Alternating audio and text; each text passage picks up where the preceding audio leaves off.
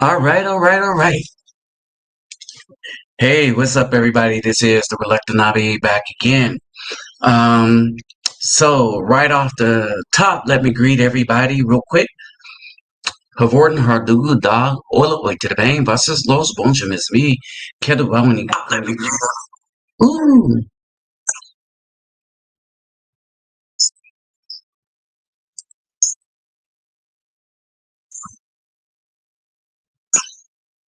okay. Let me get back to that greeting real quick. Okay. Geworden haar doel daar oorlog ooit te been was es los bonje mis me. Kedde wou konnichiwa. Ihani ama sani gonani. Jambo herbai gani. Assalamu alaikum. Shalom. Kumusta ka? For the elder ones, Kumusta po kayo? And Talafa Lava Soy Fu to my brother that's running out there in the Polynesian lands. All right. Melanesian, Polynesian, all those. So what's up, what's up, what's up, everybody? This is the Nabi back here. And y'all, we gonna keep it real today, if y'all don't mind, right? And as we wait for a couple of more people to pop in, I will take this break momentarily, and let's see, get this started. So for the moment, for people that want to come and join in, I already put the link at the top of the conversation box. I don't even know what even to call these things anymore. Hold on. Put the stuff at the top of the chat box. All right. So the link is there, but give me time to run through this because I want to cover a couple of things. So everything that we're going to address this evening, because we have a lot to address. And one of the saddest things we have to address, and I'm going to start off with that right off the top.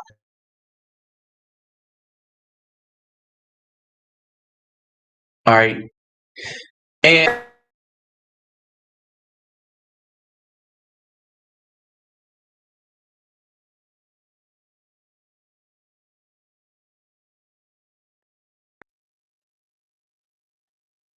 all right, in this current culture that we have right now,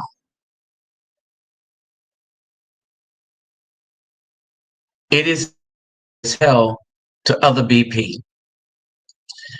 The Bdubs have raised a generation up to be so disastrous. Hey, what's up, King Groove? What's up, Cortez? What's up? Nasty time.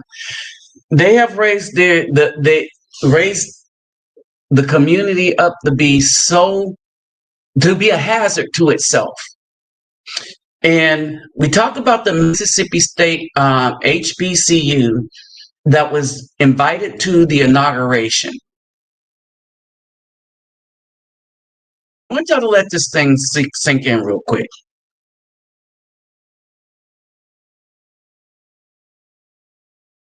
Right, inauguration. Is it the Caucasians that's holding them back? No. It is the so-called Black community that's literally holding them back. Because the media, and I want this real quick, right?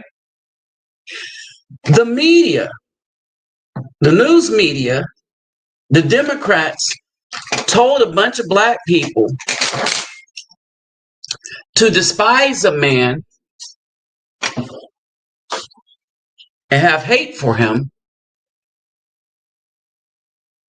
because they said so, not for any other reason than that the media told them to. I want you to understand something. When we talk about all this MK Ultra stuff and programming and all the rest of this stuff, no one has programmed a group of individuals worse than the media did to the BP. And we're talking about the leftist media. Hey, what's up, David? What's up, King Groove? What's up, Brian? Now, all the people who are attacking the students, understand this. These are people that are trying to hold back students from progressing on in life. I want y'all to understand this. These are black people that are attacking other black people because they were invited to the inauguration of a man that people try to bring up all kinds of stuff that's not true while giving actual culprits of dastardly deeds a pass. What do I mean by that? All right, one of the main reasons people say that you should despise Trump is he put out that ad that did not mention the Central Park 5, but he did mention that for people that do such a heinous crime to that woman in the park, that they should get the death penalty. At the time, because I was around during that time, many of the people thought that they did it because that's what the prosecution said. All right. Now, I want y'all to understand something. The people that are giving hate to an HBCU for accepting an invitation to the inauguration are the same people that gave a pass, and since they have nothing to say, this man despises Afro people, they have nothing. So their bag of trips and pull out the Central Park 5. Right? Now, let me make you aware of something about the Central Park 5. All right. Let me make you aware of something about the Central Park 5.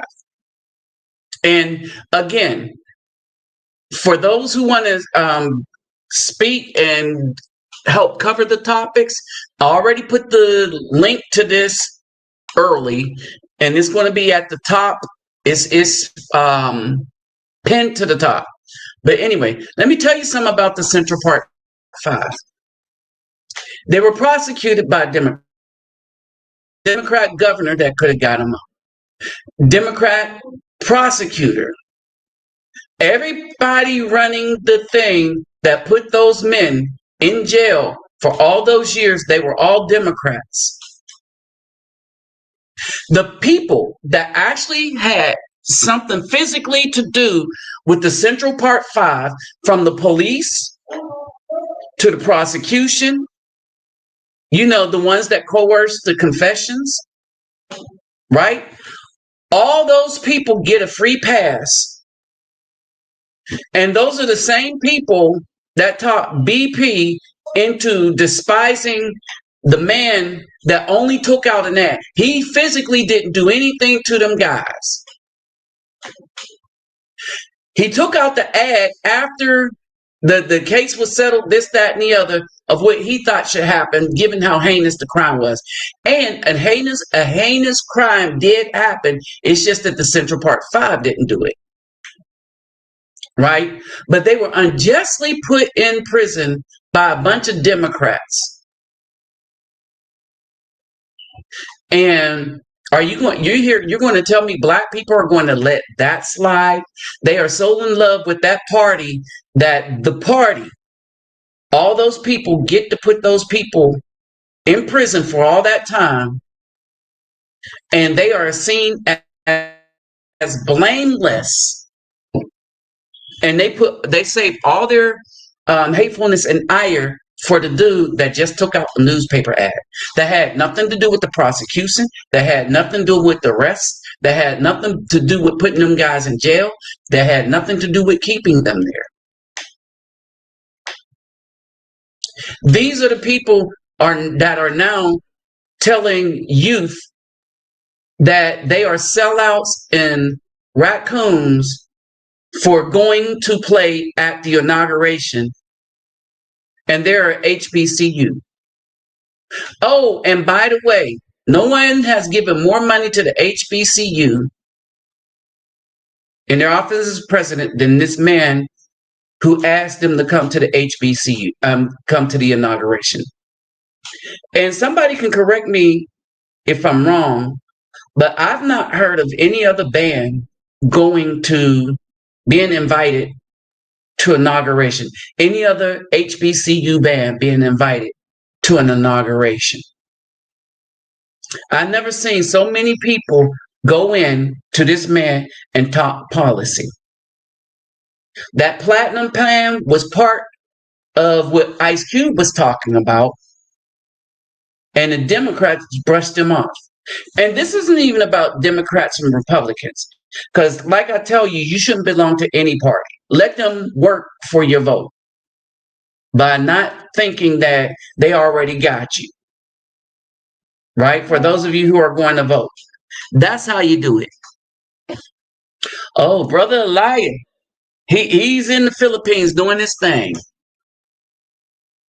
right? But here's the sad part about all of this. All right, here's the sad part about all of this. When we look at all of this is exactly why the BC, the Black community, will not survive the Simps and the Bdubs. This is what I mean by that. It gives us opportunity to get ahead. They come in and try to destroy that opportunity. They literally do this. They literally come in and try to destroy the opportunity of other BP to get ahead. When they get angry at an Afro man for any reason, see, cancel culture is not a new thing. Cancel culture started with the Bdubs, right? They started it. And then it passed to other women, well, where they understood they had the power to hurt men's careers and stuff. And it started as an attack on men. And now it's ridiculous enough that anybody can get canceled for next to nothing. And it's generally the case when somebody feel upset for no damn reason.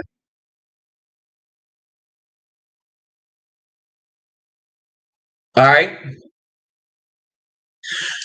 So that's where it comes in. Where somebody feels upset for no damn reason. Hold on for a second.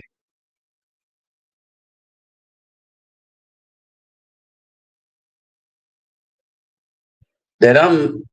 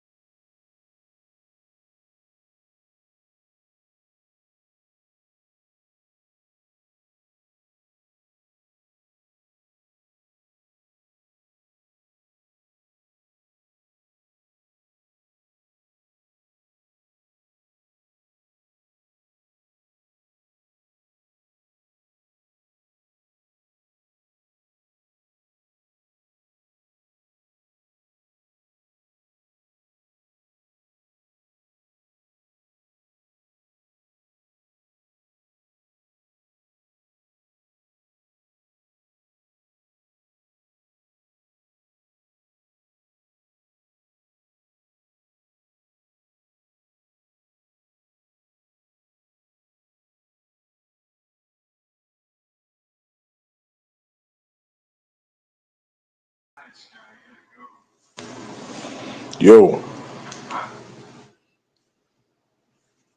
going on, brother Nabi and brothers?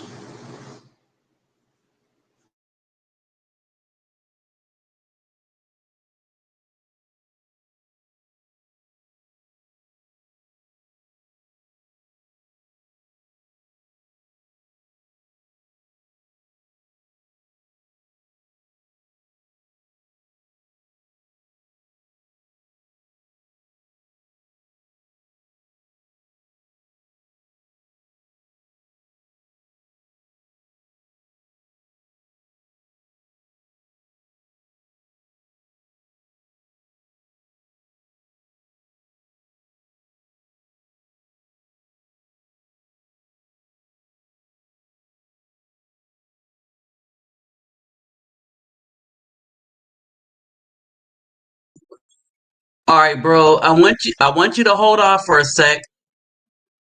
All right, as we go through this. When I shorten the thing, okay, we're back at business. We'll deal with that later. Okay. When you'll know when it's time to roll back in. All right, what's up, Brian? All right. Hey, brother Elijah. I want you to pop up too, because we're going to talk about the because of where you are in the Philippines. So I pinned the link at the top. All right. So again, so this is why I said that the BC won't survive. All right. We can't survive them. We cannot survive them. So how we build anew is by leaving them alone. This is why the Most High said in Scripture that we should separate ourselves from these people. Right? This is important in Scripture. Um, Hold on. In Scripture, it says we should separate. That's what sanctify means. It don't mean no really heavy, um, needs a dictionary type thing. Sanctify simply means to separate oneself from the midst of wickedness. All right. And so we are dealing with this right now in a situation whereby if we're not careful, right? If we're not careful, we're dealing with something that causes collateral damage. And we can be a part of that collateral damage if we're not careful. If we're not careful, we can be a part of that collateral damage. This is why the Most High tells us to move away from it. All right. This is why the Most High tells us to separate from it. And we have to have the wherewithal to do that thing. Because if we don't, we'll get caught up in all this mess that's going on right now. And I can't tell you what just happened. I really can't. But I noticed that and this is another thing, when our channels start building up, right? You got people that's there trying to tear it down. Bottom line, when we start building stuff, talking about some things, saying some things, right? You got people on the ready to tear it down. Again, another reason why we as Afro people need to start, and I want y'all to understand this, we need to start separating ourselves from the Simps and the Bdubs. And let's be clear, the Bdubs are different from what we would call a system, right? And for y'all, there's a lot going on here, right? And we got to judge these women by their actions. So when we talk about it, we've watched videos on YouTube. We watched what they say about how they want Afro men destroyed. All right, we've seen that. We've seen them state that we are nothing but bullet bags to them. All right, so we've seen those statements that we are nothing but bullet bags. We've seen the emasculation of the Afro boy. All right, so when they're talking about countering the conspiracy to destroy Black boys, they're not talking about merely what's going on in the abortion centers, as you know, because 60% of those are boys. 60% of the abortions are males. But they're not talking about that. Hold on.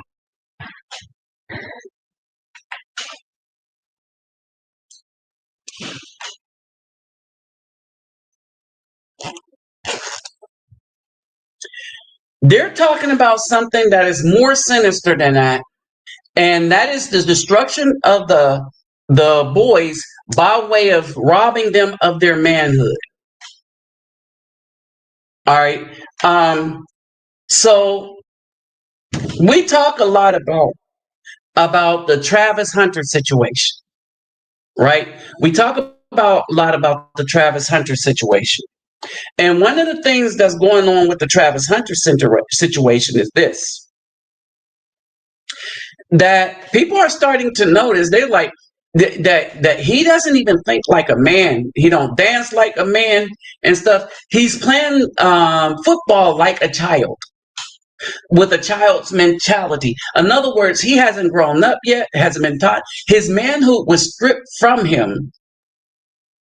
And as far as making men decisions, being able to see when he's being taken, one of the things that was against him was he was raised by a bunch of women. All right. And you can see this reflected in how easily people manipulate him, in particular that woman. Now, I stay out of the business because he got to learn. And some people got to learn the hard way because they never had a man to teach them wisdom. So he has to gain this wisdom, and hopefully it doesn't destroy him. But I think he'll be okay because he don't drink, he don't smoke nothing and stuff. He thinks about football. His life is centered around that football, right? So I think he'll be okay. But we have had a concerted effort by the Bdubs to really go after and destroy these young men, and not in a way that you would just think, but in a way. Hold on, let me see. But in the way where they go in and rob him of manhood. This is how they're destroying them. This is why you see such growth in the LGBTQRSTUV community. From out of a lot of these boys have been touched inside their homes because there was no one there to defend them or teach them how to defend themselves. You have just such a travesty going on with these young boys.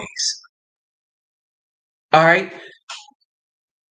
The other problem is you got a bunch of dudes running around trying to deify women that don't deserve to be deified.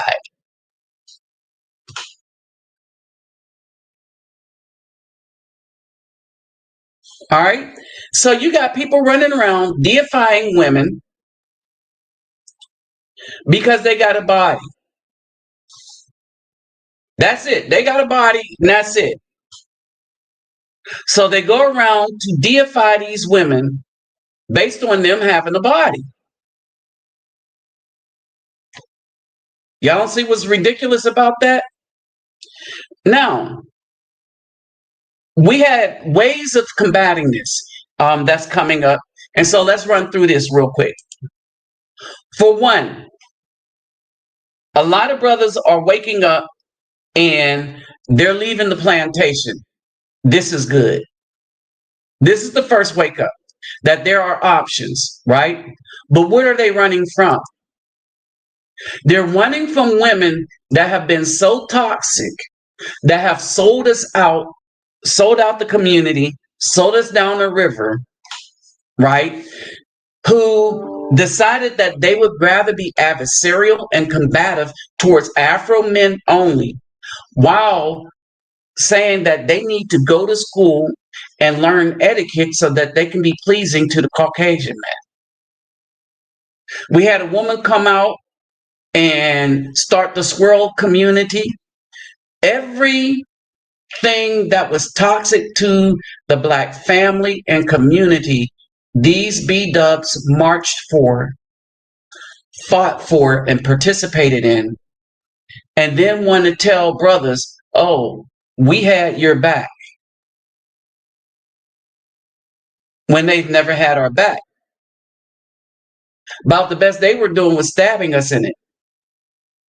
You know, we had to get the knives out of our backs because they smile in our face, then they turn around and turn into our worst nightmare.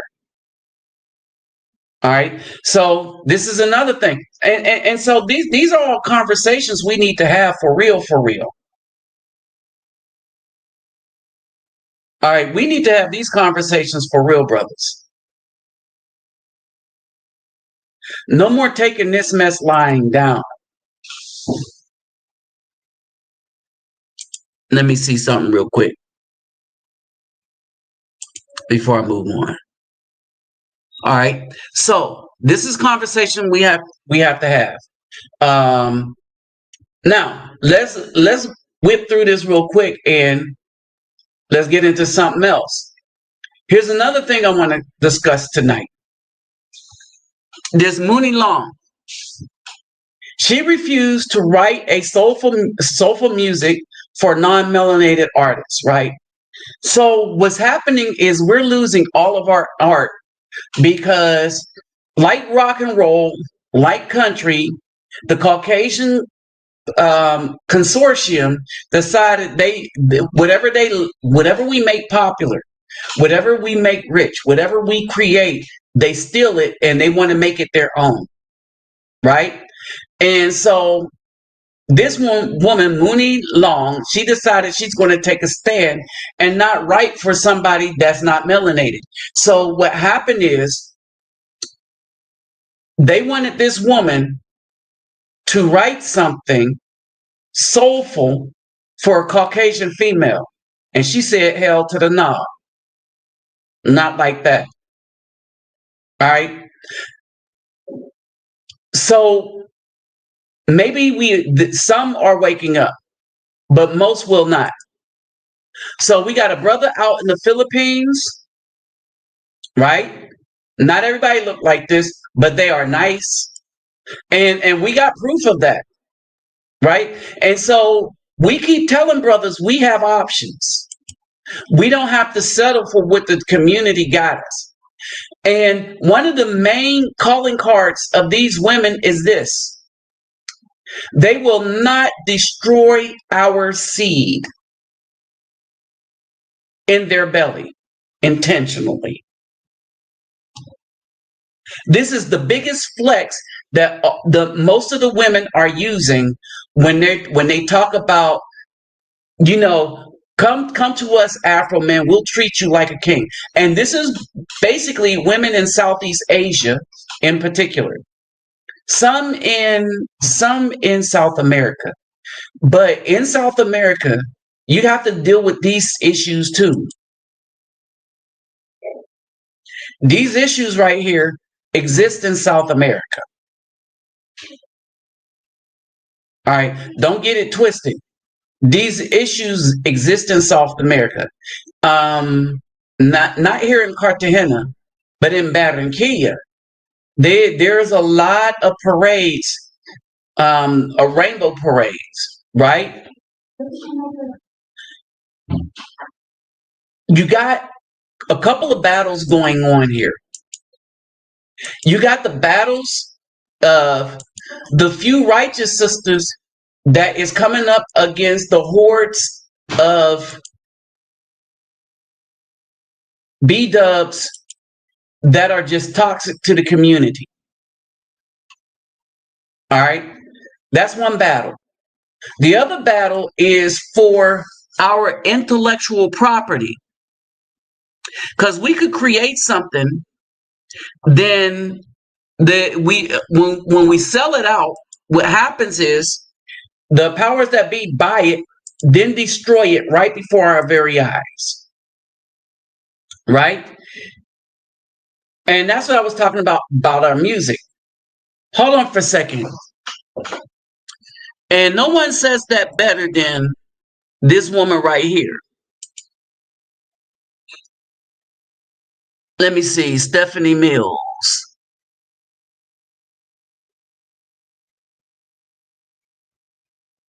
Oh, no wonder. Desktop. Other desktop.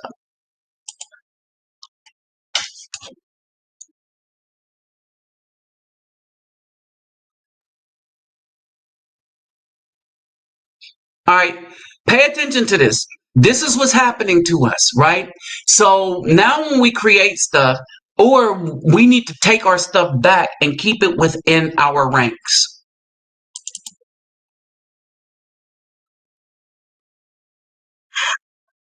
On the state of music right now in our climate? I think they want R&B, but they don't want it from us. You know, they want it. Okay, it's over. We're done. They want it from Adele and Justin Timberlake and those people. They don't want it from us.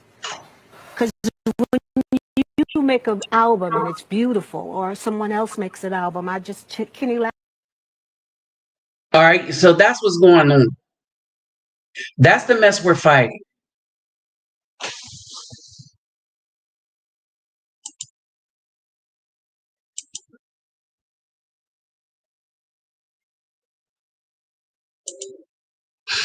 That's what we're fighting right there. All right, that's what we're fighting. So now with that out the way, go ahead, brother. Who's up here? King Groove? What you got to say to the audience? Well, I'm just looking at the Bdubs and what they're trying to do around the time of the election. And this has been going on probably about a year and a half now, Brother Nabi. And I know you've seen it. We're watching the reach back like I've never seen it before. All this divesting and all this to hell with black boys and black babies. See, they're not saying that no more because as the cost of goods and cost of services and rent goes up, and all these little bastard children that they tricked us out of 20 years ago, see what I'm saying, are now over the age of attorney generals having their hands in what they say on Malcolm is, get your hands in my pocket, sucker. You know what I'm saying? So we don't have to deal with that no more. See, they're not tricking decent, successful brothers who could pay alimony or child support out of 30 to 50% of our check no more. That game is dead. That game died in 2005.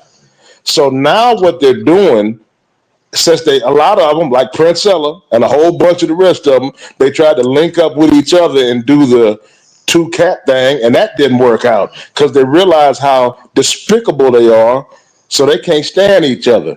So Ooh, now they trying to soften up, and like I said, a reach back.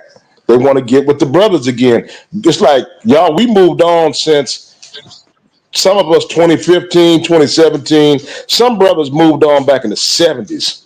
Some brothers have been done with y'all. So all this nonsense and screaming, it's like the boy who cried wolf. It's falling on deaf ears. right. And that's the thing. It is falling on deaf ears, just like the boy who cried wolf, right? And so at this moment, before I forget, my Cash App and PayPal me is in the description box. So if you would like to help in what we do outside of the in Afro communities all over the place, um, your donation would be appreciated. But remember, before you donate to anybody, you take care of yourself and family first. Also, in the description box is my email. I don't really be on Twitter like that or whatever they're calling it now. Um, and so my email that for information that you want from me that I might have, like say like when I'm doing stuff, you want the book of Enoch, the book of Jasher, and all of that stuff. It's in there too, right? Hey, what's up, Elo thinking?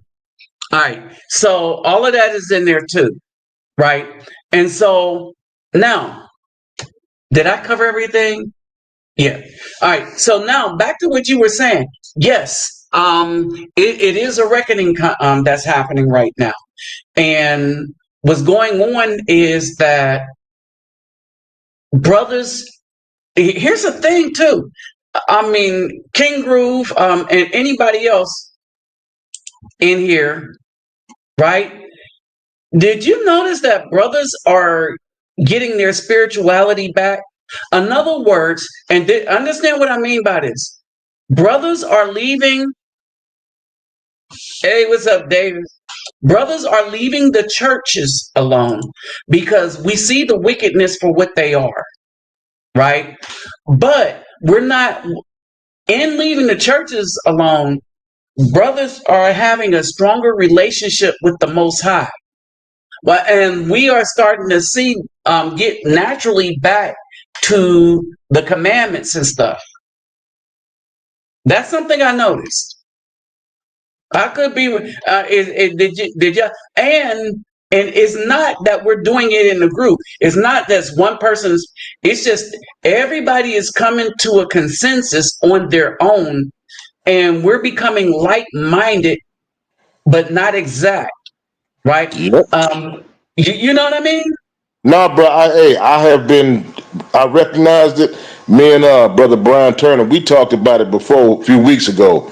That you just don't see a lot of straight, strong black men in these churches no more. We gone. Uh-huh. And our relationship is stronger with the The most Most High high. in other words, when you ask the church person what they believe in the Caucasian man that was in the creation of those who enslaved us and took our lands and beat and buck broke and made us strange fruit on trees. And yeah, that guy, right? But then when you turn around and you start talking to one of us, we bring up, no, we're going to follow natural commandments, right? No, we know that killing is wrong in any sense of the word. We know that we shouldn't steal and rob from people. All right. We know that paper or no paper, a man's woman is his woman. All right. And we are starting to separate ourselves from this wicked government, so to speak. Like we're not going to make contracts with them that have hidden meaning. No marriage contracts that actually enslaves you to the woman who is herself enslaved to the state.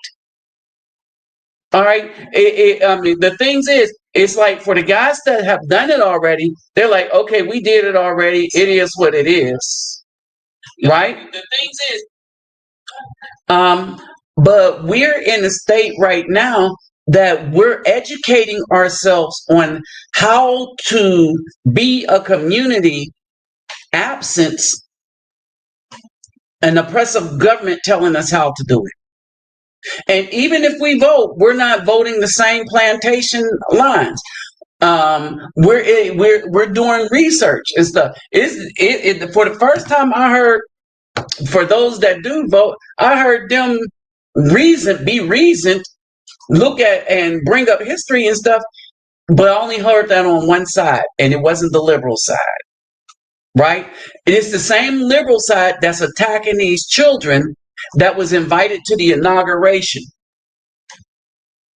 All right, understanding and the man invited them, understanding that most who could vote voted against him because that's what they were told to do by the media and their family. But he didn't care. He's like, I'm gonna invite them because I want to do something for Afro people, and we are the ones that got in the way of that. Well, now I ain't even going to say we. I'm gonna say they, the ninjas, the Bdubs and Simp ninjas. They're getting in the way of those children. And this is why we can't get ahead.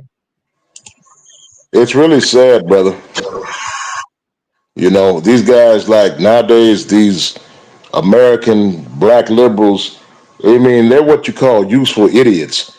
Like the people on CNN and MSNBC and the rest of those people, Oprah, they're getting paid to spout off all this nonsense and disinformation, you know. Mm-hmm. But if you're not getting paid, I mean, you know those salaries, they're ridiculous. $1.5 million a quarter.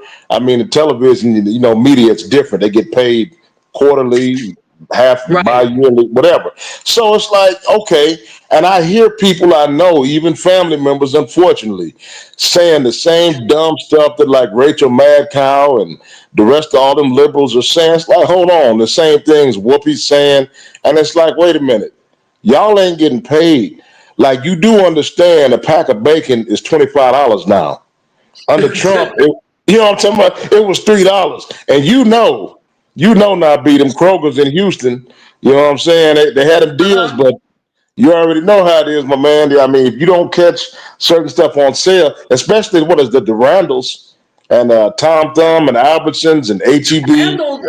I think Randall's and Albertson, I only saw them up in like Fort Worth, the Dallas DFW. I don't see them Randall's down.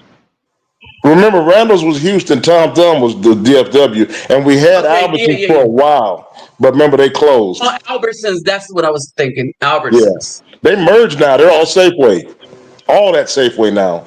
Not HEB, but the other ones. They're all Safeway. Wow. But Yeah, yeah, so yeah. And it's I was like, how can people be so ignorant that they can't see the evil in front of them? And this is the programming. And I'm gonna get into this. The brother, hold on, let me put this on full. Don't worry, you still up. But brother, what is that? CJO thinking, right? Speaking of which, that man that did the thing in NOLA was 3 times divorced and forced to pay child support from the first 2 ex-wives that put him in financial hardship. Oh wow.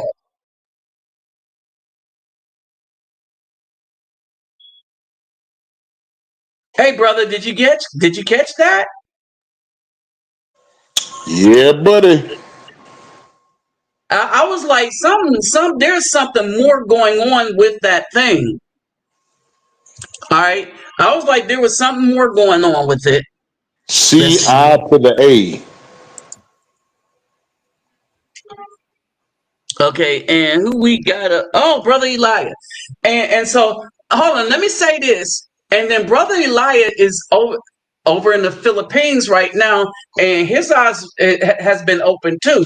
And understand this. Let me just preface with whatever he says with this. When we go to these places, we don't expect to get out and expect gold to follow our footsteps and women to fall out of the sky on our tool. Right? No, we're saying that it's peaceful, people are more kind and stuff like that. prices are a little lower, that we can trust the food, that it comes from not GMO made stuff. We're saying that the quality of life is better, right? We're not saying that, and our infrastructure in the United States is not all that great. I'm going to tell you something. It's about the same. It is about the same in all the rest of these places. Our infrastructure ain't they is not China. Wait a minute. Japan got it going on and China got it going on. The United States do not. They squandered all that they could build, right? But when we talk about these things and an escape route, right? We're talking about options that brothers have, because what we do see is that we have no real options when we're dealing for a relationship. We can't plant. It's too risky to plant a seed into the Bdub, because she wanted to be an adversary and a combatant towards Afro men, and she wanted to march for everything that the Caucasians wanted that was detrimental to the Afro family. That's what she wanted to do. And so, and the biggest thing is abortion. So why would we want to put a seed in that, right? And so when I've been telling brothers we have options, and they're not all going to look like this, right? And I guess if you give them enough food, you got some that look like this, some that don't, some that they're really, really small. They're young looking, right? They're old, but they're older but young looking, right? And so one woman was like really coming after me, like, you need to be my man, and this, that, and the other. And I was like, dang, you might be, are you 15? She's 22, 23. So they like older men there. So yeah. But Brother Elijah, what's your take on that? Well, first of all, greetings, bro. And it's good to hear somebody else talk with some knowledge, talking about King Groove. Yeah, I'm here in the Philippines, and I would call you a liar, except everything you just said is the truth. I've been here now 3 weeks, and all types of varieties, short, tall, but they have one very common theme. They're all very kind, and they're all very feminine. Yes. And I'm a fighter. I'm a warrior type. I don't have time to come home and fight with my woman. I fight with the world to protect my woman. Anyway, the food is exactly great. The food is great because there's natural food everywhere. You know, I've sent y'all videos, bro, showing y'all just how close I am to natural food. They are very helpful here as well, very considerate and kind. And when I say family orientated, that's one of the things we've lost sight of in America. They are also very open to hear what I have to say because they're very inquisitive about America. And then when I get to talking, they are stunned at how I expose the lies that the media has taught and showed, how we have been betrayed through the media and our own women. And they see that now. And also, let me tell y'all, brother, something. You can really, I'm just telling y'all like this, you can really live a nice life here at under $1,000 a month. I'm not even pinching, I'm being serious. But that also comes with a certain mindset, a certain focus when you come here. You know, you can't, I won't say what you can't do because y'all are young men, you're grown men. I would suggest before you go anywhere, wherever you're going to go, do your research. Understand the people you're going to be around. And understand it's not going to be them adjusting to you, it's you adjusting to them to a certain degree. And they will have respect for that. Hold on. I'll repeat that again. Just in case we got people in the peanut gallery. Okay. Do your research. Because it is not them adjusting to you, it's you adjusting to them. That's a sign of wisdom. That's a sign of preparation. And that's a sign of humility and humbleness. But it's also a sign of strength. Now, when I got here, I happened to get here a little bit before Christmas. And they're saying what they got to say. And I looked at them and I just said, well, I'm going to tell y'all like this. I don't celebrate Christmas. They said, why? I said, okay. And I simply explained to them that the words that were given to the Israelites was this, that, and so forth. But the Creator never taught us to disrespect how others live. I just don't agree. And I had no debates, no arguments, no pushback. So you had what? Oh, to say that again? I had no arguments, no debating, no pushbacks. Brothers, young men, Oh, look at one of the that. things that we have, we understand, for those of us who are studious, we have studied American history. We know the so-called Black history. We know our Father's word that was given to us specifically. We know other religions, but the world has not heard our voice as a whole. So when we speak, we're not speaking from ignorance. Some of us, even now, should be in a state of listening and not talking so much. Some of us should be talking more because we have listened long enough. This world, look, I got to be me. This world is in chaos because the messengers have not spoken. The word says, when the righteous are in authority, the world will rejoice. Well, see, I know then the wicked must be in authority just by knowing my Father's word. And I hold to it. I'm not supposed to vote. How do you know that? Well, the word says, put not your trust in flesh and blood. That's a curse.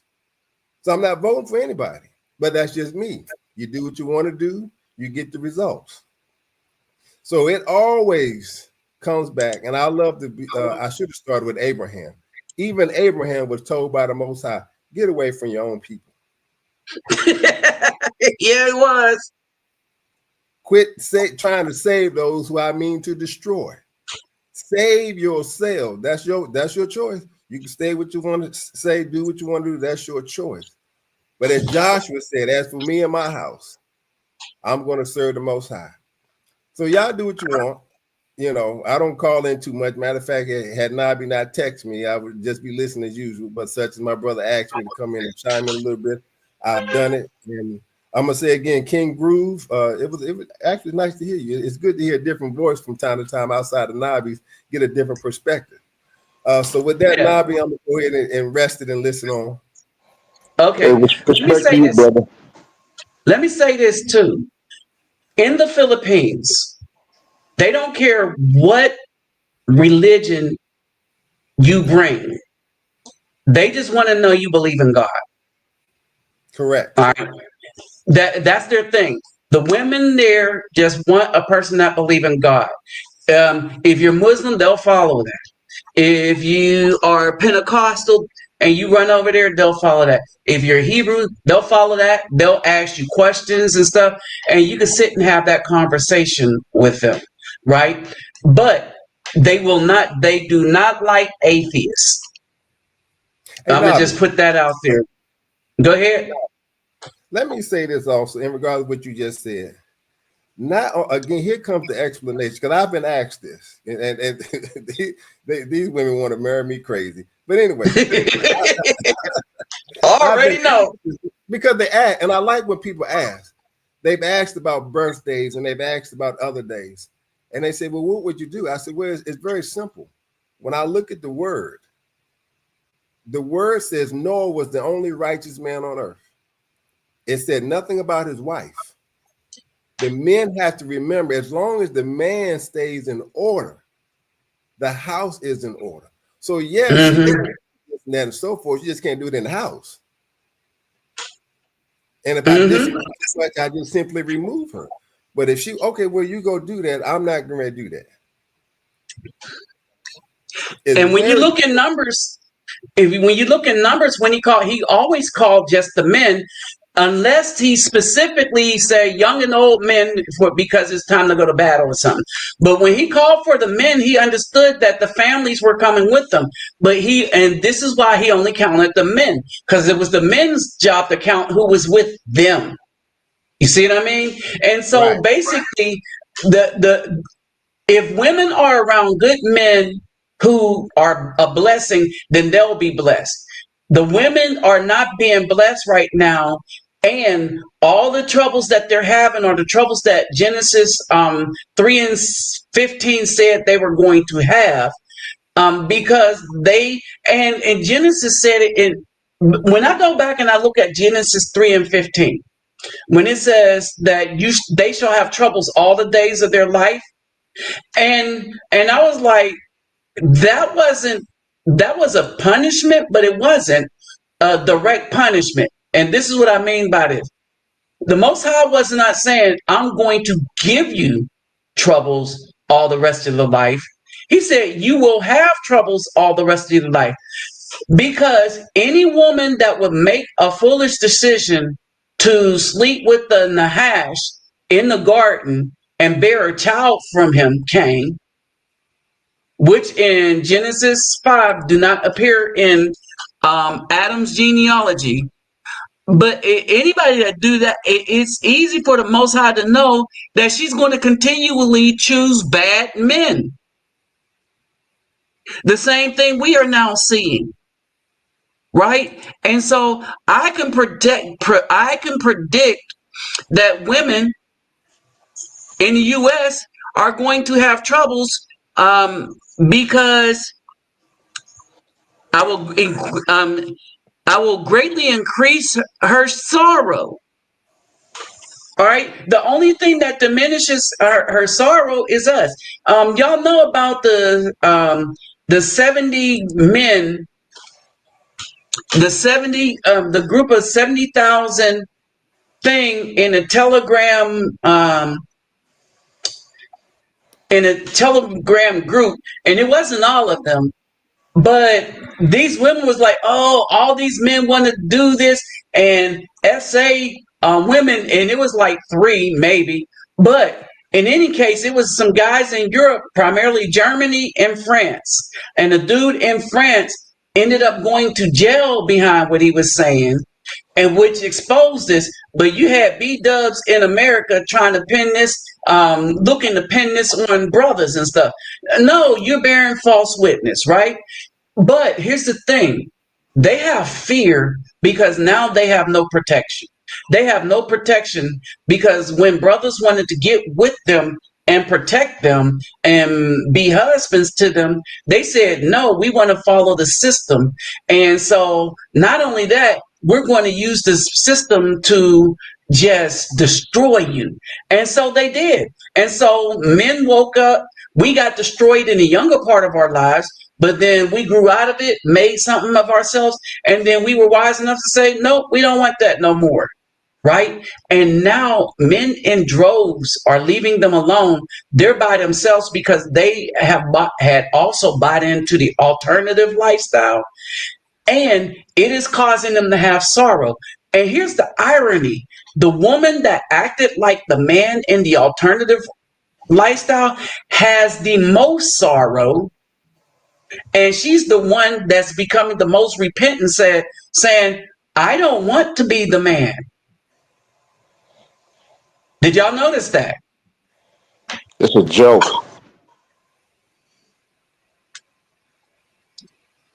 It is a joke. But it's a lot of women. It's a lot of women. They have if they get married, they have the highest divorce rate. Highest domestic violence rate.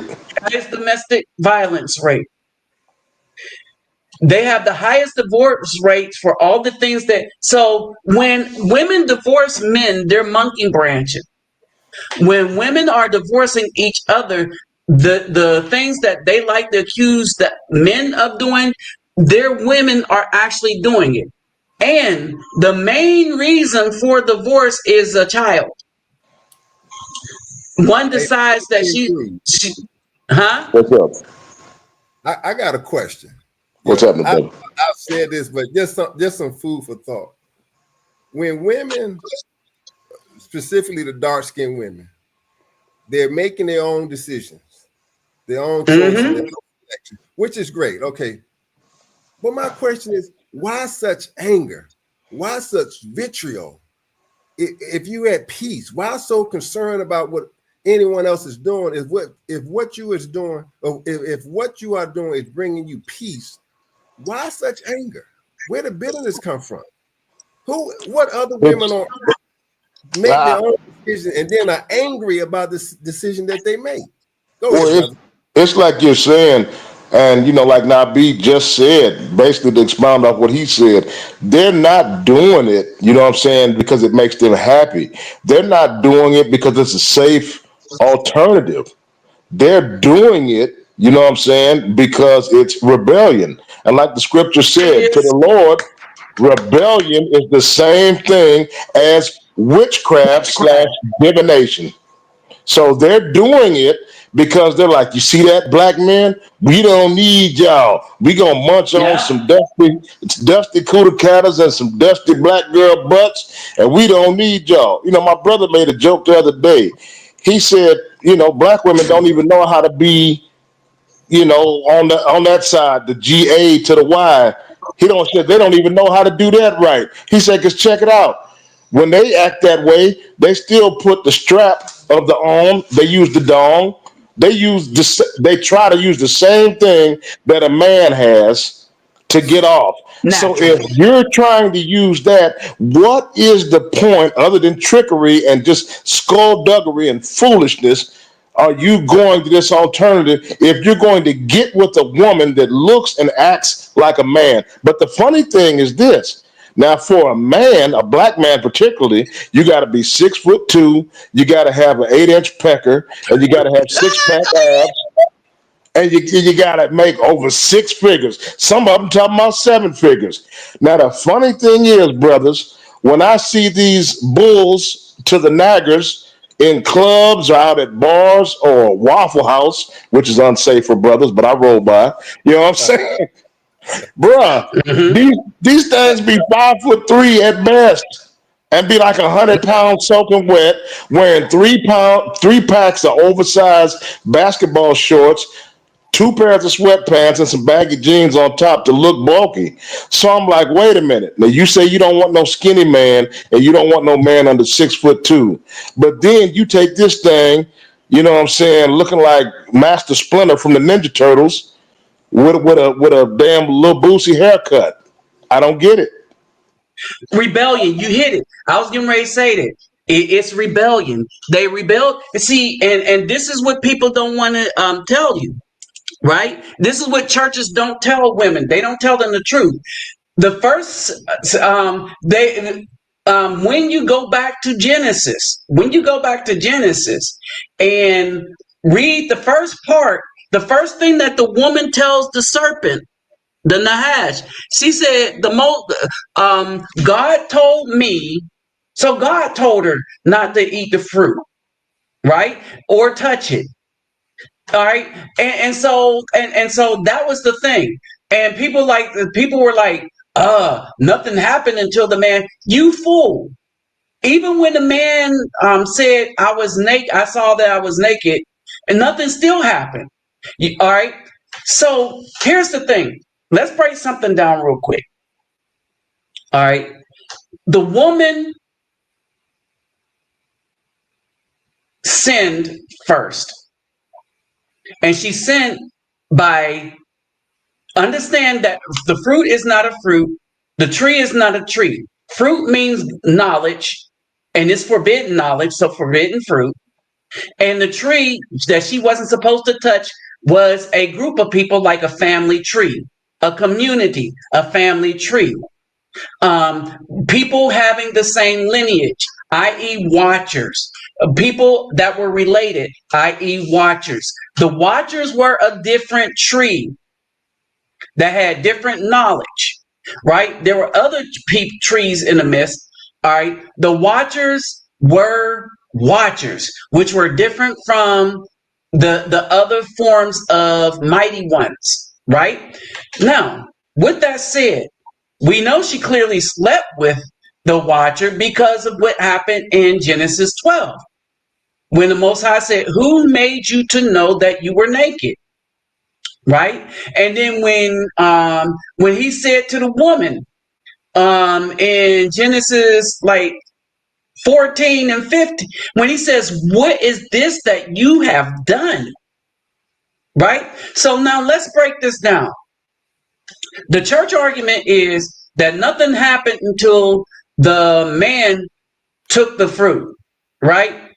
All right. But if you read, you can tell that this is not about no tree, no apple, no nothing like this. If you read it in context, if you read it all the way down and then put things together from Genesis 3, Genesis 4, and Genesis 5, right?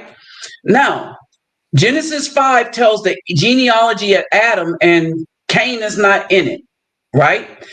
Abel's not in it either because Cain took Abel's life, but Cain's life is still there. Now, so let's break this down. The ignorant buffoonery preachers in the black church will tell you, because he has a church full of women, that he's about to get all that money from them in the 5 offerings that they're about to have at the service, right? He tells them it's really not your fault. See, everybody always covers up the wickedness of the Bdub in this current society, and that's the one thing that makes us different than who we were in the 1950s, 40s, and 30s. In the 1950s, 40s, 30s, we did not cover up for the wickedness that people did, and there was a price. Since the 70s, the Bdub has been rewarded for her wickedness against the Afro man, for her deleting life of the children through abortion and she's been rewarded. And the churches and all the apparatus of the government has ran cover for her, right? And so even to this, because the pastor depended on people not reading Genesis all the way down. So when you read it down, the first thing the Most High says is, who made you to know you were naked? Did you eat of the tree in the midst of the garden? So you know now that the tree is a who. But here's the thing. Here's the thing. When the Most High said, who made you to know you were naked? Did he start punishing them then? No, he did not punish them then. He didn't, because the man had time. Well, I learned this knowledge from the woman that you gave me. All right. And then he says to the woman, what is this that thou have done? Because he knew what happened. And the woman knew he knew what happened. The man still didn't have a clue as to what was really done for her to get that knowledge to pass to him. Right?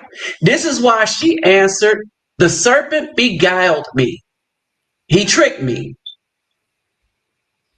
And then, if you notice, the Most High, then, only after getting the whole story did he start passing out punishment. In other words, the Most High let everybody tell their part in the story. Then he passed out punishment according to how serious the deed was that they did.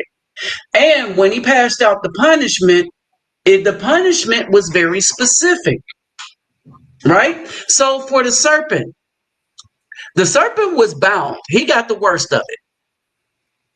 He was bound. He got enmity put between. So there will always be a battle against the serpent, right? He will be bound on his belly, and he will be lower than all the beasts, and he will eat dust all the days of his life, right?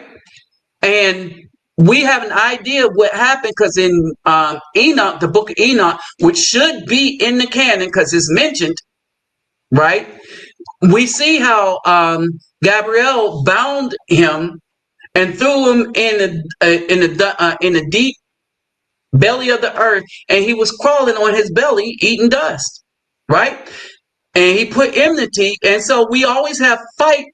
There's always a battle between the seeds that he created and the offspring and the spirit that he created between the woman and the man. So our seeds, all right, are battling, right? Now, to the woman, he said, I will greatly increase your sorrow. So without us, because she has no more relationship with the Most High directly. Her relationship with the Most High is through the man. Again, this is why the Most High always calls for the man and bless the house as the man. He blesses the woman by giving her a good man. Right? He don't bless a single woman, a single baby mama. Right? He said, I will greatly increase your sorrow and conception and bring forth children in pain. Right? And your husband, he does rule over you. Right? This is when the man isn't put in charge of her. Because we didn't need to be in charge of nobody. Nobody need to be in charge. Why? Because the Most High was in charge. But this separated us from the Most High, from direct relationship with the Most High. Right? And so it really separated the woman more than the man. All right. And so she has her way to the Most High is through the man. And this is why he says, and your desire is for a man and he does rule over you. Right? So understand the punishment of the serpent. He gets hogtied, he bound, he's going to eat dirt the rest of his life. The woman, she's going to have sorrow because she's going to continually choose poorly and rebel against the Most High's word and the word of the man. Right? And so her sorrow is, you see it now. The Bdubs in the community, her sorrow is increased, right?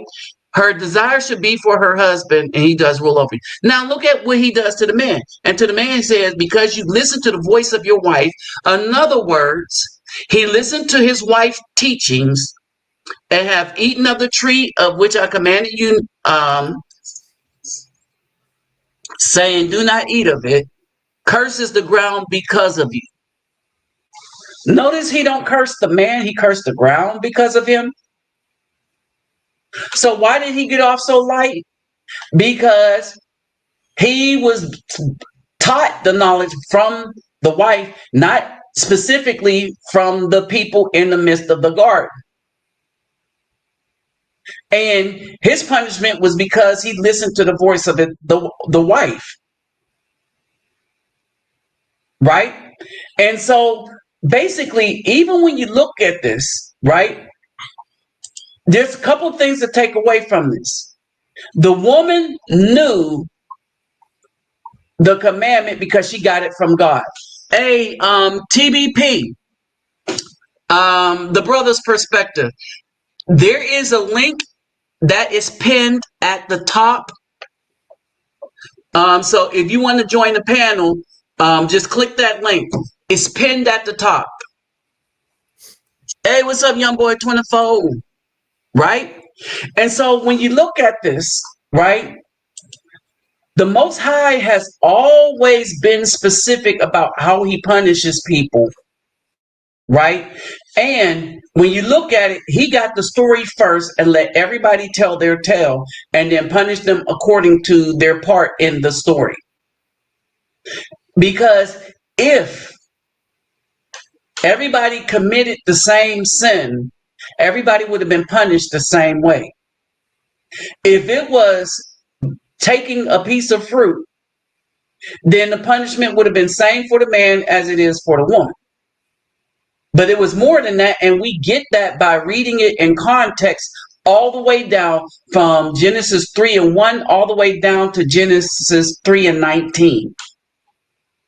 You get the whole story. The reason why we don't know SH, the reason why the Bdub don't know SH, because they trained us to look for verses, not even scripture, a verse. And the reason why they don't train us to look for scripture, because scripture is only in the Old Testament.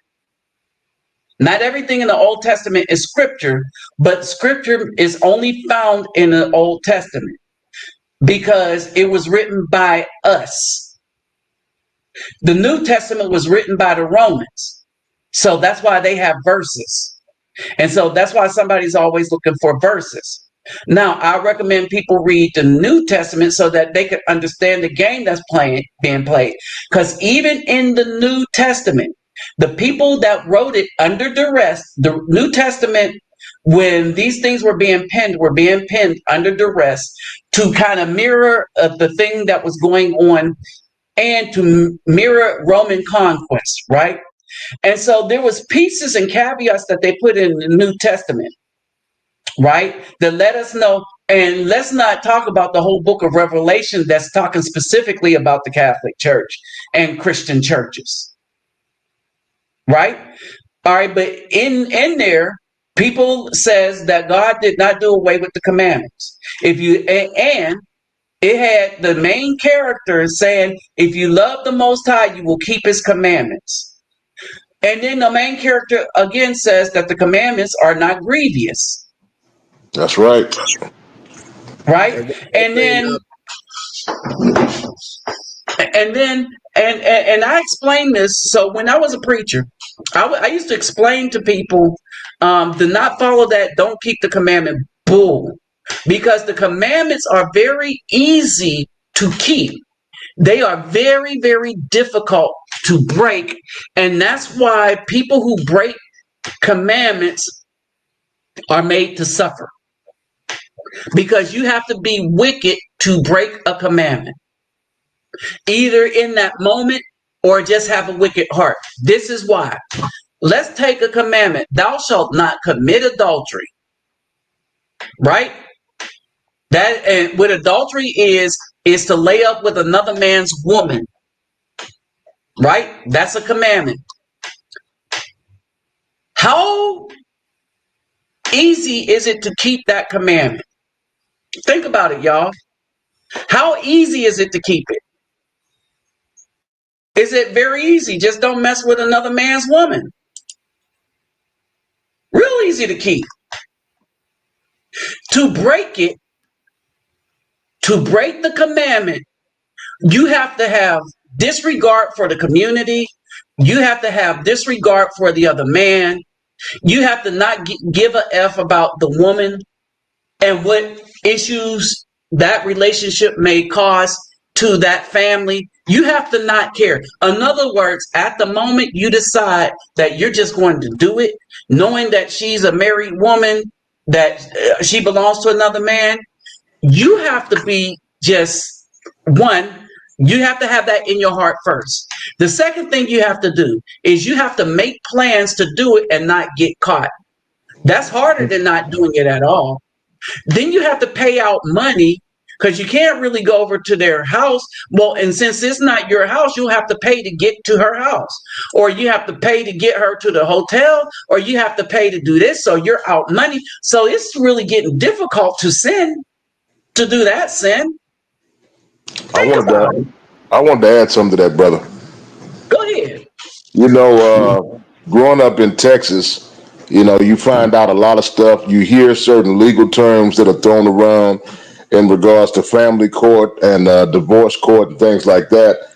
You know what I'm saying? You think that a lot of these laws are on the books nationwide. Till you get older, you learn that it's state by state and sometimes even county or city by city. These laws are different. So, and I'm going to say this for all you young brothers out there, as far as the, don't commit adultery. For a decent brother who follows the commandments, the only way a wicked woman can get you, if you're a good brother who loves the Most High and tries to follow the commandments, the only way she can get you to commit the heinous act of adultery is she has to trick you and lie to you and Yes. deceive you. And I'm gonna tell you something. I've seen a lot of good brothers who would never sleep with another man's wife, but they meet some chick, they hang with them Yep. for a while and all this other stuff, and they don't tell them. Them and their husband might be on a little break. I didn't find out till I was almost in my mid-20s that there is no such thing as legal separation in the state of Texas and a whole lot of other states south of the Mason-Dixon line. So you meet these pretty women with these nice bodies and wearing these cat suits and skirts and dresses, with the beautiful long hair and all that, and they tell you, oh, me and my husband are separated right now, but we're going to get a divorce, but legally we're separated, or they'll lie and say they've already gotten their divorce and they'll still be married on paper. It's a dirty game out here, y'all. Y'all got to be careful. And they'll come back after out of guilt or just whatever. Yeah. And they'll come back and say, well, you know what? I actually was married, or we're actually trying to work it out, or he was just out of town, or just some other bull. But you can't trust these women, man. You got to watch out. Right, right. And that's the other thing, the deception, right? And so the deception is thick with them. The deception is thick with them. But and even then, look at what she still have to do. She has to lie. She has to make up a lie. She has to look at what is going to deceive you, and she got to figure out who you are to come up with the right game plan to deceive you. In any case, right? It is difficult. It is simple for her to not do it, but we're talking about a selfish generation of women that will take all kind of secrets to the grave, and they've always been this way. All right, and our old people told us this about women, especially the Bdubs. We have a saying: "Mama's baby, daddy's maybe." This means that for the existence of that saying, it was understood by the people in the community that the Bdub is a dastardly woman deep in deception. Only now, in this day and age, when we have paternity testing, are we really finding out how wicked this is. And even then, to cover their tracks, they don't want there to be a such thing as compensatory paternity testing of a child at birth. And many of the women that don't want this are the ones that trick some dude into believing he's the father of a child that's not his. That's what we're dealing with. This is the wicked. This is why brothers are leaving. This is why it is in the it's wide for the brother to leave, right? And when you leave, you find out that the options are just as good, right? The options are just as good, and you might not be into all of this shape. You might fall for somebody just because they're kind. All right. When I was here in Colombia, all right, well, I'm still here. But here in Colombia, like during the some of y'all remember the woman that I met.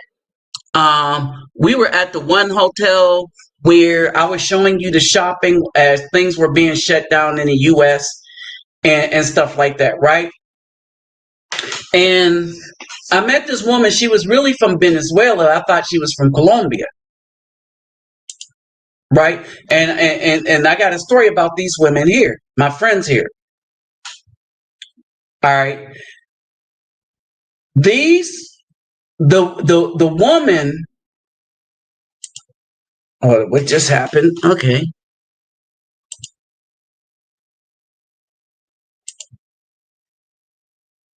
I wonder what's up with that. But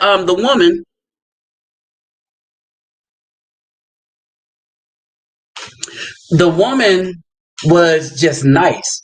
She wasn't all thick, and she was kind of curvy, if you want to call. She was like Venezuelan curvy, right? She wasn't like on the boat supermodel, but she was so nice that it was still beautiful, right? Now, while I was up here, right, they have the little song and dance here, right? These women here, so let me do this real quick. I want to show you something. These women here, when I come up here, y'all see my head, right? Let's see. See what Nope, that isn't what I wanted. Oh, can I back out of that?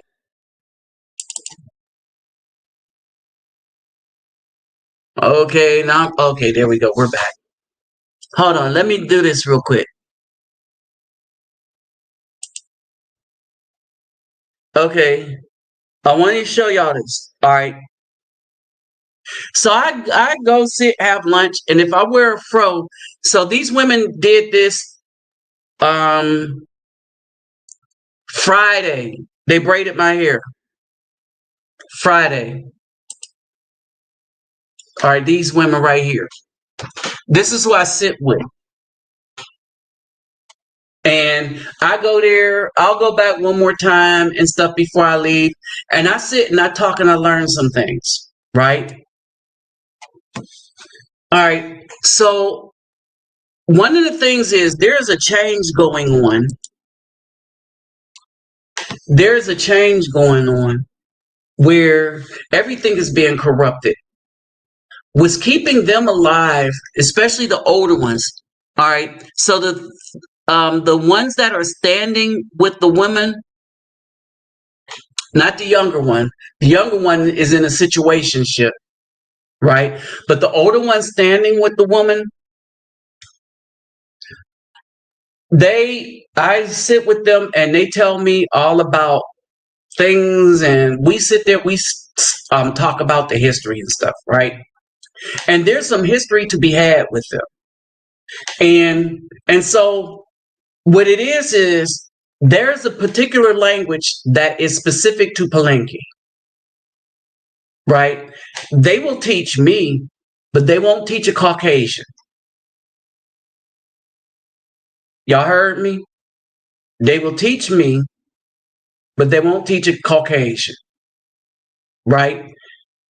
If I was to go to live in Palenque, I would learn it fully because that's the language they speak there.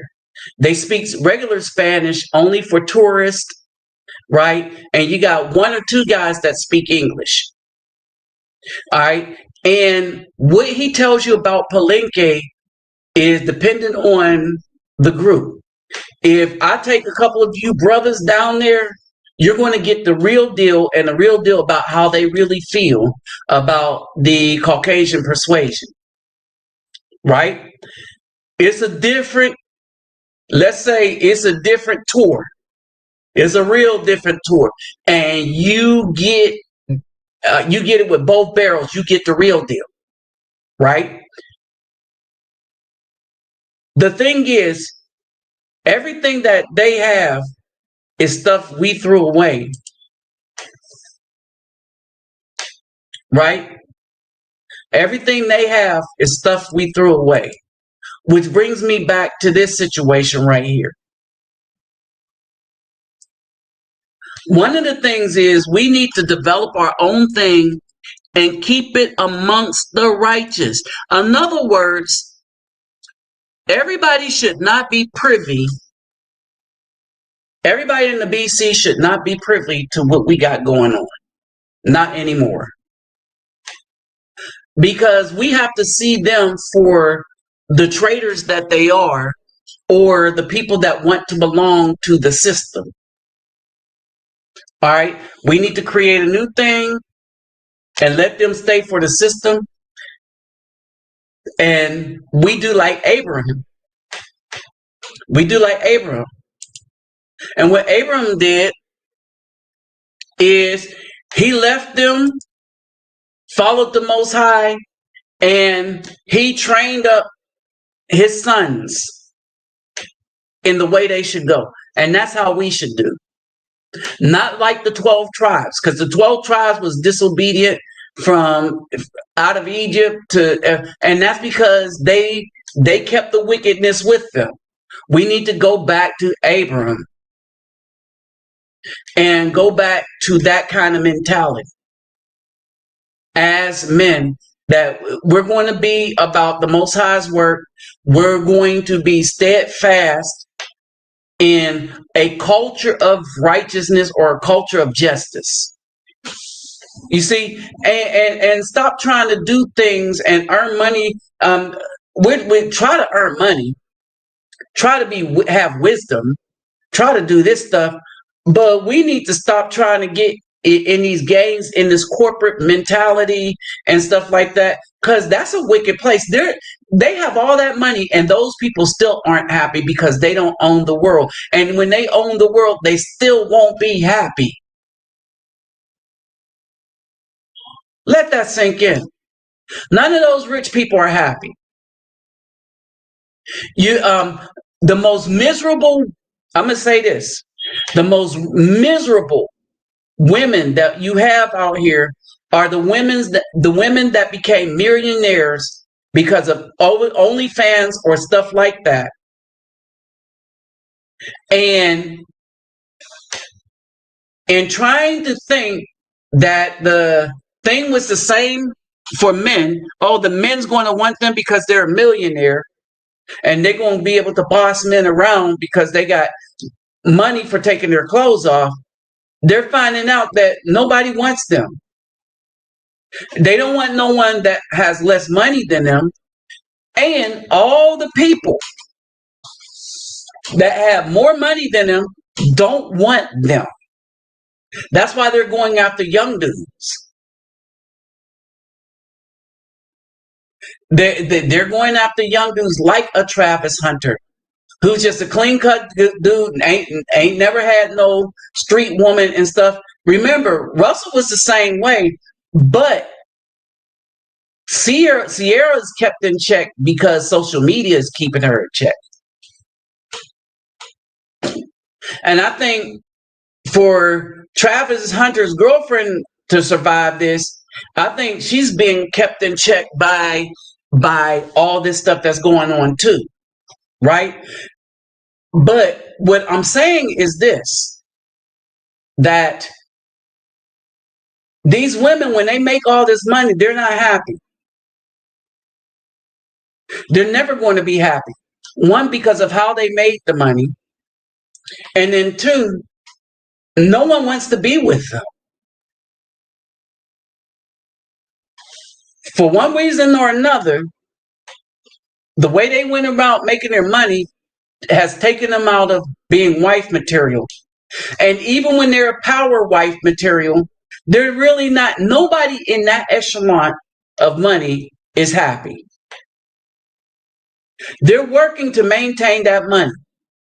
In their hearts, they don't want to end up back in middle class. They don't want to even end up back in middle class. Right? That's the sorrow all the days of their life. And the people that love money, that money becomes their jail. Right? And so we don't understand that we do got to gatekeep anything that we create, anything good that we create. We need to gatekeep and keep the wicked people from it, because they only want to destroy it. All these channels on YouTube that was preaching the truth, it was destroyed by Bdubs. There was a young man that had a vision, and his mom interfered, and then she gave him an ultimatum. You do your vision, because he was 16, 15 or something like that. If you decided you're going to keep doing your vision, then you can get out of my house. So he did. He got out of her house, went to his dad's house. At his dad's house, he became a millionaire.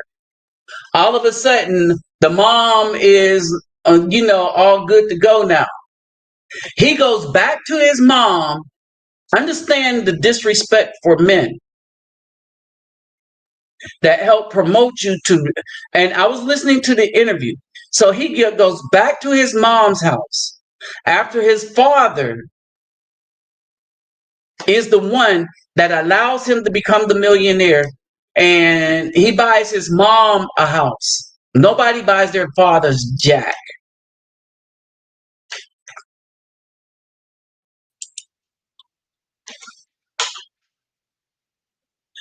Go ahead. What you got to say? I can't. 98226. It's Is that what BT. that is? 98225. Oh, what's up, man? Was good. Was good. It's 2 area codes, but yeah, it was good with it. Hey, not much, man. So go ahead. You got the floor. Yeah, I've dated women like that before. I've dated the successful older women, and I could be the first person to tell you they try to replace character and the ability to get along with people with materialism, and that's the first step towards their inability to pair bond with people. Because we can talk about relationships, but a relationship is all it is what? The ability to what? Get along with people. You're dealing with a group of people who they want to replace the basic foundations of relatability and just a compatibility with materialistic things. So that's where they first mess up at. It's the reason why men who make the same amount of money as them or more, men who are successful like them, can't get along with them. It has nothing to do with looks or anything like that. It's everything to do with the fact that they lack the ability to just get along with people. And a lot of it's because it's a lot of it is arrogance, a lot of it is haughtiness, and a lot Mm, of it is just an inability to be humble. When you're not a humble person, people don't want to be around you. Even if you might have earned that. Maybe you're a doctor, a lawyer, something like that, but nobody wants to be around an arrogant ass all day. It gets aggravating.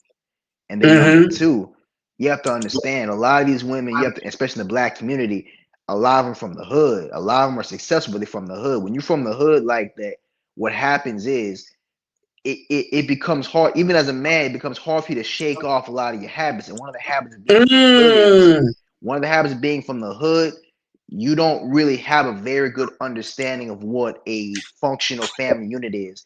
A lot of the things that make a man a strong man, a successful and a masculine man, those are not those are not things that the average melanated woman is attracted to. Like a man that is very thorough and a man that's very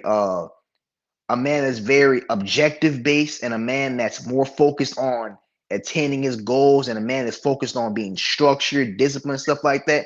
Those are things that the average melanated woman doesn't find attractive, mainly because anywhere where there's masculinity, the black community doesn't want to be there. Like the black community has an apparent disdain for masculinity, and it shows up in the media. It shows up when you talk to the average black person. You hear me? I'm from a city where it's mainly women raising the children. It's mainly women in mm-hmm. charge of the community. So I'm the first person. I'm from a community that it's mainly women running shit. You know what I'm saying? I'm from a community where the majority of the people take orders from women, whether it's the school board, whether it's the council meeting, whether it's everyday life. And it's just like, and I'll conclude with this. I'll just say that the reason why a lot of successful women struggle so much when it comes to men is they don't have a very good understanding of what a masculine man is, because in their minds, no matter how much money a black man has, he's a boy in their eyes. Mm-hmm. And I often make this point, right? I've been making this point for the past since 2013. And I said this, and I forgot which live or whatever I spoke on.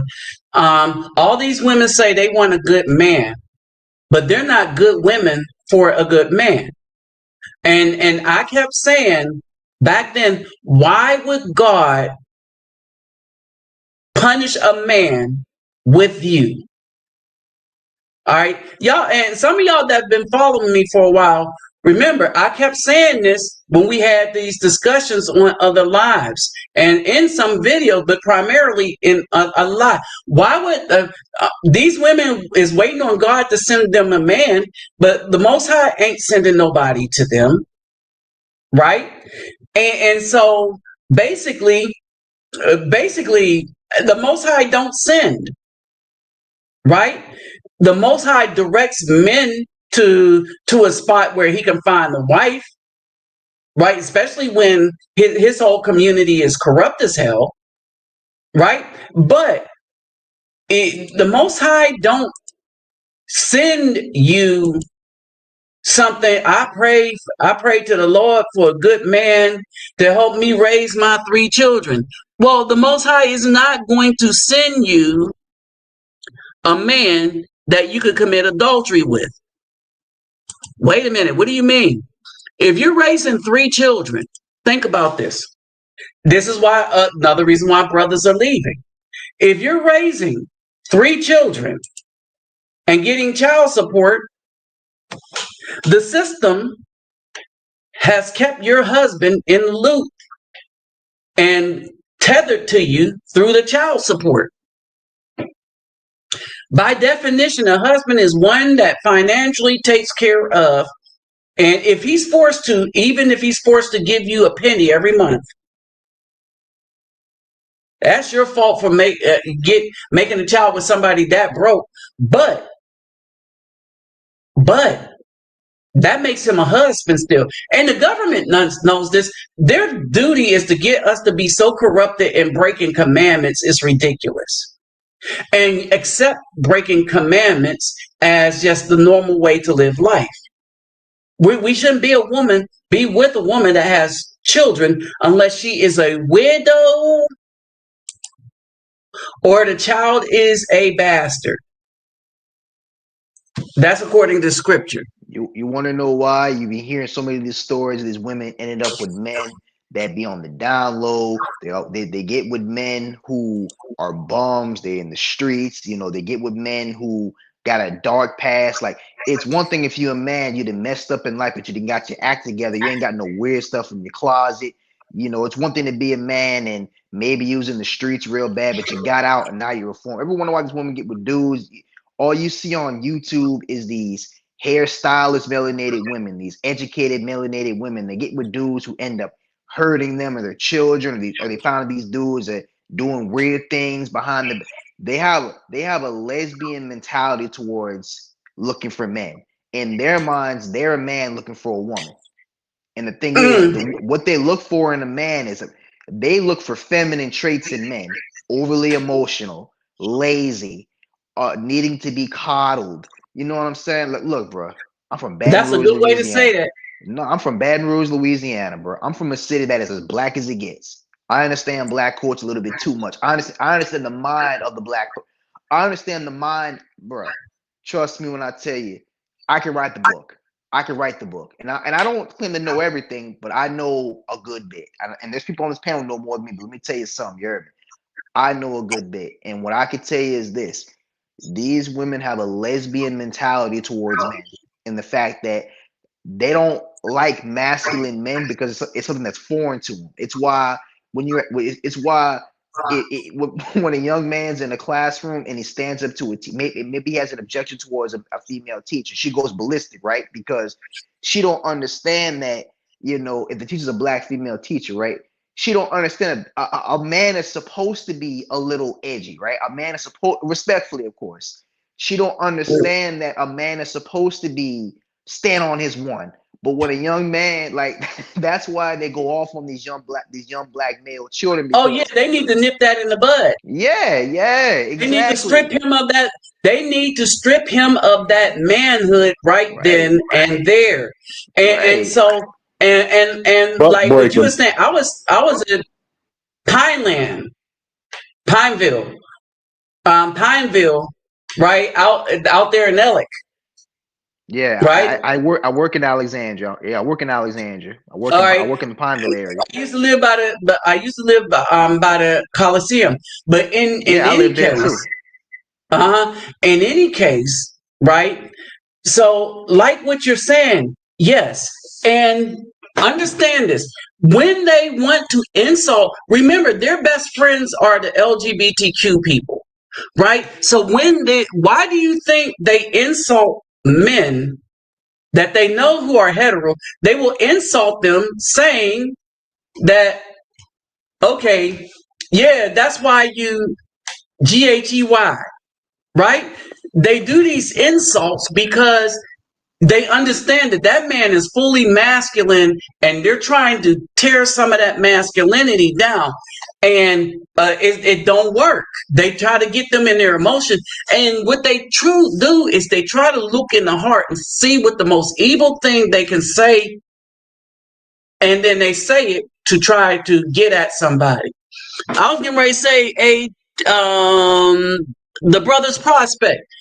What were you about to say? I don't know. Something happened to him. He popped up there for a minute, and then Yeah, he. I'm still here. Can you hear me? No, I hear you, brother. The brother's perspective. The brother's perspective. popped in, and I clicked him up here, but he disappeared. But in any case, yeah, they try to strip him of that masculinity, and this is why you see these schools. This is why there's a lot of these women teaching in these schools. They're not there to teach our sons anything. They're there to make sure that they get rid of some of that masculinity in them and get him to follow suit. Go ahead, the brother's perspective. Greetings, everybody. But that's a very true statement. As a matter of fact, one of the things I often look at in scripture, and especially in the book of Proverbs, where it says a woman builds her house, a wise woman builds a house, but a foolish woman tears it down with her own hands, also with her own mouth. And the way she tears that house down is to tear down the man of that house. Yes. And, one of the things that I do with my content, I always try to inspire people towards repentance, because that's what the Most High wants. He wants us to be righteous and also conduct our affairs so that we create the environment for righteousness and move in righteousness. And that's something that, of course, the path I'm on myself, like one of the brothers said earlier, you can you can have a dark past as a man, but you could turn your whole character around. Yes. And so that's one of the things I want to inspire with the content that I put on social media. But most definitely, one of the things that, men will always have a problem with is those who cannot stand for a man to be masculine, for those who cannot stand for a man who has leadership ability, and for those who cannot stand to be under the wise leadership of a masculine individual. Hey, did y'all notice this? On the brother's perspective. And hey, brother's perspective, mute your YouTube. Not your mic, but mute the speaker on your YouTube until you get off of it. That's why you hear the feedback. But did y'all notice this? Because y'all brought up a good point. Like, men say like that went to prison and they come out and they're good men. Did you notice that the women reject them when they decide to be good men? Yeah, because that darkness and that feminine energy and that feminine energy and that ignorance that they feed off of is not there no more. You know what I'm saying? Like I said before, I'm When a not gonna man get up is here and point. repentant. Yeah, Yep. yeah. The thing is, I'm not up here to point no fingers. And guess what?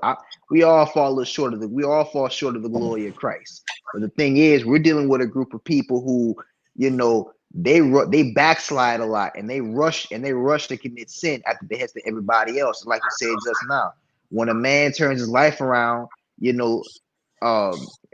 run from that. Why do they run from that? Because that chaos and that darkness inside of his soul, they can't see it no more. This is a group of women who they feed off of that negative energy. You know what I'm saying? That's why you And they're never notice attacking on each you. other. Yeah, you know what I'm saying? You ever notice on YouTube? Every single store on YouTube, like they got this channel called Black Girl Lost. All you see on this channel is a bunch of educated or so-and-so women, melanated women, and they always getting off. They might have one episode out of 1,000 where it's like a lawyer, but all you see is melanated women dating this damn man child. He's in his damn 30s and still wearing the same clothes I wore when I was 16 years old. He's an ex-felon. He's a PDO, whatever. And like I said before, it's not about being reformed. It's just about being a street dude they can control. And like I said before, I got it in my That's what I family. said. Yeah, I got it in my family. I have them in my neighborhood. You hear me? I grew up with these women. You know what's Grew up funny with these though? women. Yeah. Check this out, bro. See the difference between us? None of us are on parole. So, as my auntie used to say, they can't throw you in no trick bag if they can't call your parole officer. You remember on Baby Boy, old girl got all in Jody's face and was acting a fool and screaming at him, being verbally abusive, and he raised his hand like he was gonna smack the food stamps out of her mouth. And what did she do? You bet not. I'm gonna call your probation officer. Hell yeah, we talk about this every day, man. King Groove, my OG. We talk about this every day. There's two things a black woman love for a black man to have. They love him. They love him to have gold in his mouth, and they love him to have love him to be on paperwork. There's two things a black woman love, man. Uh-huh. Those two things right there: gold in his damn mouth and damn paperwork. Because those two And things right. anorexic with skinny jeans and dreadlocks. Hell yeah, you know, three. Yeah, three. I'm gonna tell you why that is. I'm gonna tell you why that is. Gold in the mouth indicates that this is a person that is not wise with their money. The worst place you can have gold, get gold put. If it's not dental work, real dental work, the worst thing you could do is go buy a grill, right? The value you lose in that thing by shaping it into some teeth, right, is ridiculous. And they will pay, and they pay more than what the gold is worth to do that, right? Now, the other thing is that's the grill, right? So the other thing is the irresponsibility with the money, meaning that if you got gold in your mouth, you'll just throw your money anywhere. And they count on this because you're going to do their hair, their nails, their toes, give them money to go to the club, this, that, and the other, right? The other thing is that they're easily controlled. They have a lot of things that can be weaponized against them. And that's what we're looking at. And these women will attack the righteous sisters too. Right? And the righteous sisters get it worse is because they're supposed to be a part of this same group, this gang and stuff. So when there's a righteous sister there and oh Lord, don't let her speak on behalf of brothers, they will attack this thing, cooking with Kaya. Right? Look at what they're doing to when I first came up with the band. Mississippi State Band, HBCU, and look at how they attacked a bunch of children for being invited to inauguration to play, not to set policy. He's already in. Look at this. The dude is already in. He don't have to do nothing for BP because he already in there. But still, he reached out. He said, no, I'm going to make them a part of this. And the people that try to shut down these youth that went to college, that went in the band, that practice these skills, and understand, it's a bunch of people, it's a bunch of Bdubs and dudes that were raised by the Bdubs, right? And now you got a fight between the sisters and the Bdubs over that. Right, and it goes back to why the BC is dead. The BC is dead. You can't fix it. But we didn't need to. What did Abram do? He left, right? And like-minded people ended up meeting up with Abram. Remember that when they went and kidnapped Lot, and Abraham went to battle with him, he didn't go by himself. I was just going to mention that, brother. He didn't go by himself. Right? So he went and he did such a job that he gained the respect of the kings of Salem, all the kings there. So he didn't go by himself. That means there was a lot of like-minded people following the same Most High that Abram was, with the same customs that Abram did. Especially if they were. Go ahead. Hey, Nabi. Okay, let me chime in real quick since you just mentioned Abram, because I got to get ready to go. I would encourage all you who haven't read the book of Yasher. The life of Abraham is wow. Another thing, be very careful. I've mentioned this before. Most people overlook Lot. My question is this: why did Lot get destroyed? My answer: I don't believe he really ever respected his uncle. He had land. Why? Because of his uncle. When someone took his stuff, it was his uncle who went and recovered it. He lost his wife. His daughters were, I don't know what's going on. And there is not one, correct me right now, there is not one prayer ever where I saw Lot give up to the Most High. All of these imposters are being exposed. Men, women, it's time to quit playing. That's true. A lot of young men right now are struggling, acting like, pretending like they know my Father's word. But this right here is going to stop most of you. It says, give to a righteous man. That means you have to know what a righteous man is.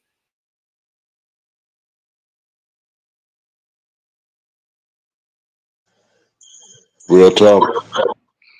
Mm-hmm. I got a question. How long was Obama in office for again? Can somebody remind me? 8 years. And he was in the Obama Senate before then. Yeah. So okay, let's just say 12 years, and so counting his time in the Senate, let's say 12. So Obama was in office for like 8 years plus all the time he was in the Senate. So you mean to tell me in all that time Obama never had, and I went to an HBCU, and all that time Obama never had named one HBCU perform for his inauguration, both his inaugurations? Yeah, the No Rainbow president had. People, Bruce Springsteen or something. You know what I'm saying? Yep. No president ever had. Trump is the first. You want to know why? Because a lot of Trump's co-workers when he was in the real estate industry, a lot of them were HBCU graduates, especially from HBCU business schools. Let me talk to you real quick. A lot of What's Trump's up, Zimmerlu? cohorts are HBCU graduates, especially from the South. Trump Yep. got a Trump Towers in New Orleans. A lot of people from our university, Southern, know Donald Trump personally, especially Hey, from the hold on for a business and the second. law schools. Hold on for a second. Let me say this real quick. Since we mentioned the book of Jasher, all right. So in the description box, all right, you got my PayPal, then Cash App, then my email, right under there. So if you like what I'm doing in the communities and all the stuff that we take to the youth, then and you want to donate to my Cash App and PayPal me, that's in the description box. But remember, before you donate to anybody, you take care of yourself and family first, because you're supposed to be a good steward over your finances, right? And you're supposed to be a good steward over your finances, and from there, from your abundance, you give. But under that is going to be my email. I have a PDF of the book of Jasher, the book of Enoch. I have the Willie Lynch letter, and I have the Apocrypha, and I might have the Septuagint. All right. If you want, okay, I know I got the book of Jasher. I know I got the book of Enoch. I know I got the Apocrypha. You forgot And I know one. I got the, huh? And that book that you got too, the other book. What was it? The past 500 best jet beauty of the weeks stapled together. I don't have that. I missed that. I missed that. When black women didn't have tattoos and hair under their arm. Yeah, I missed bro. that.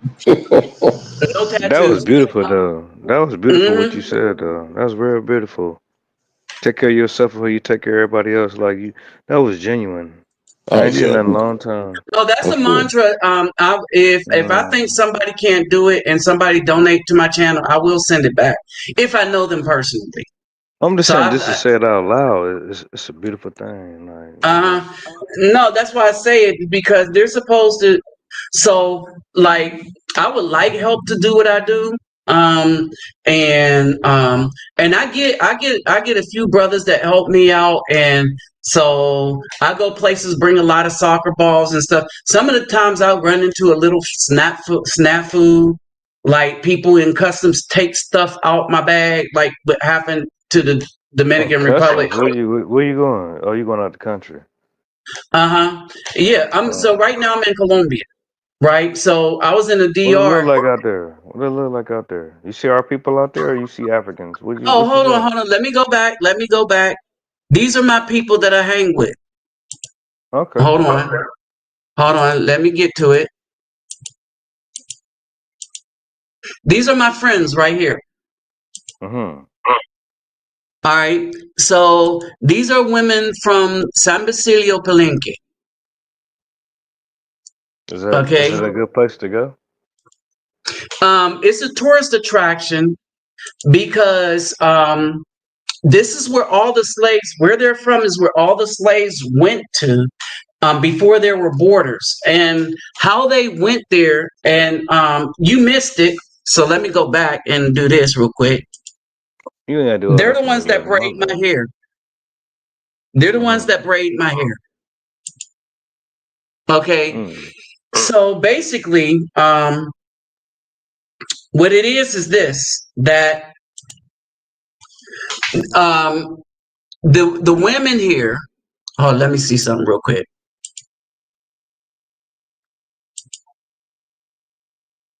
All right.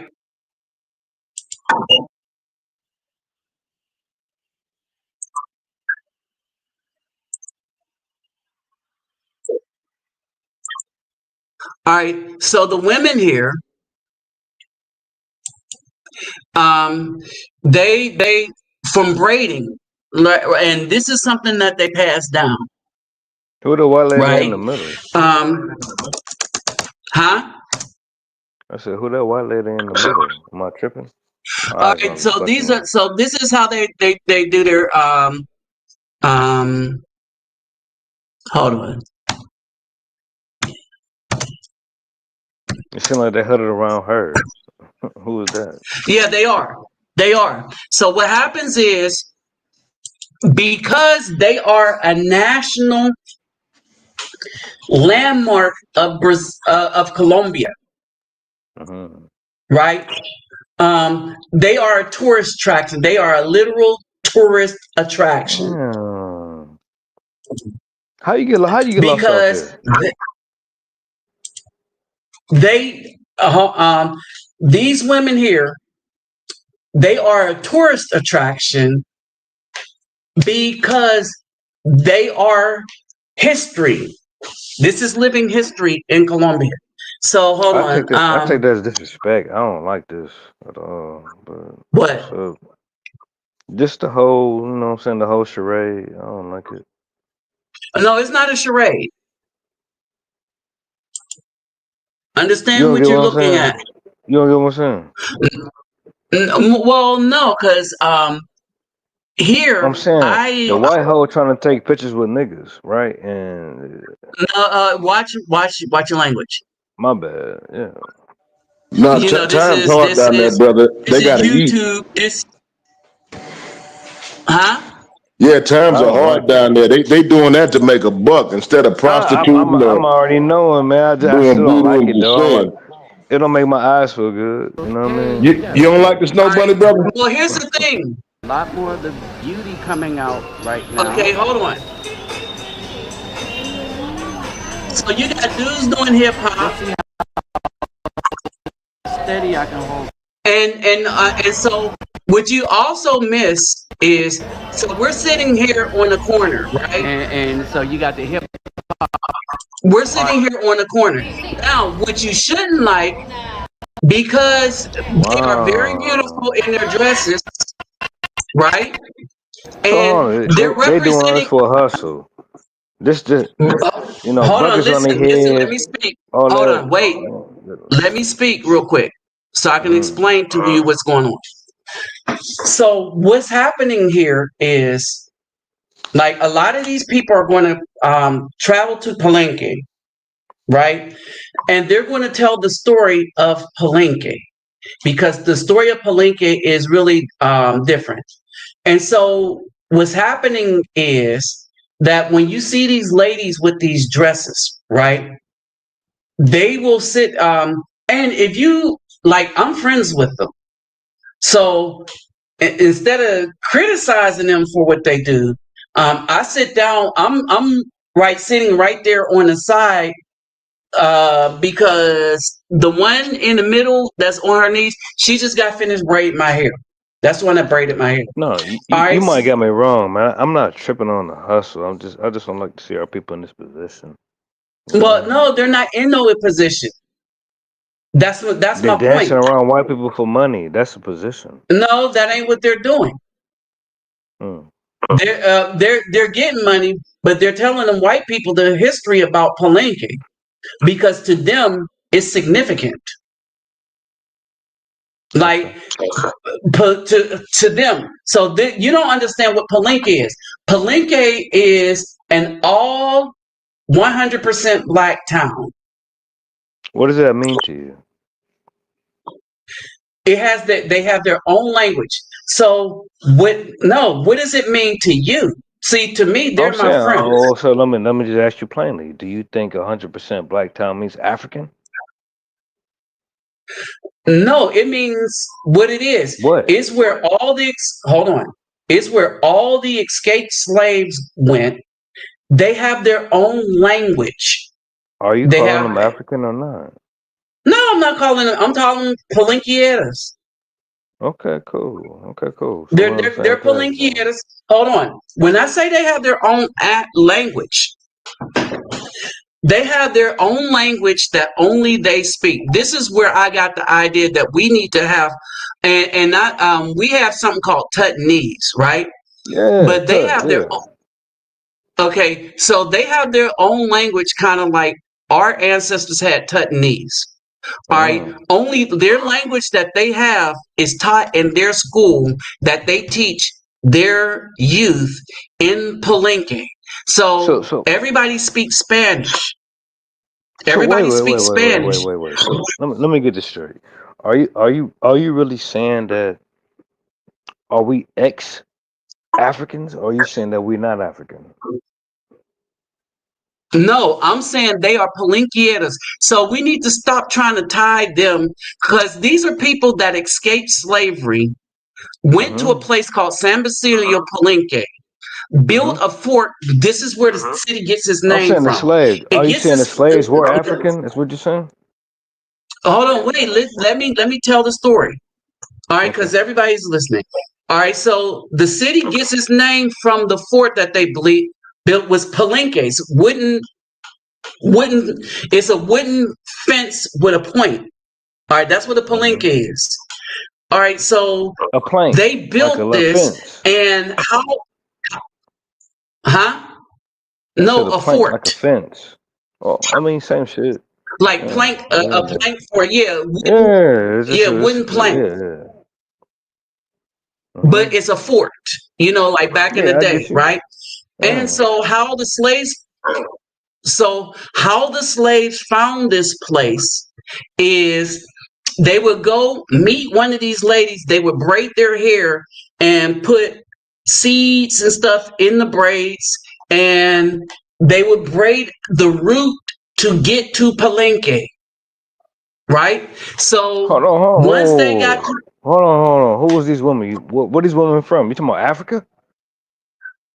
no, these women right here you see in the dress, Okay, their cool. ancestors.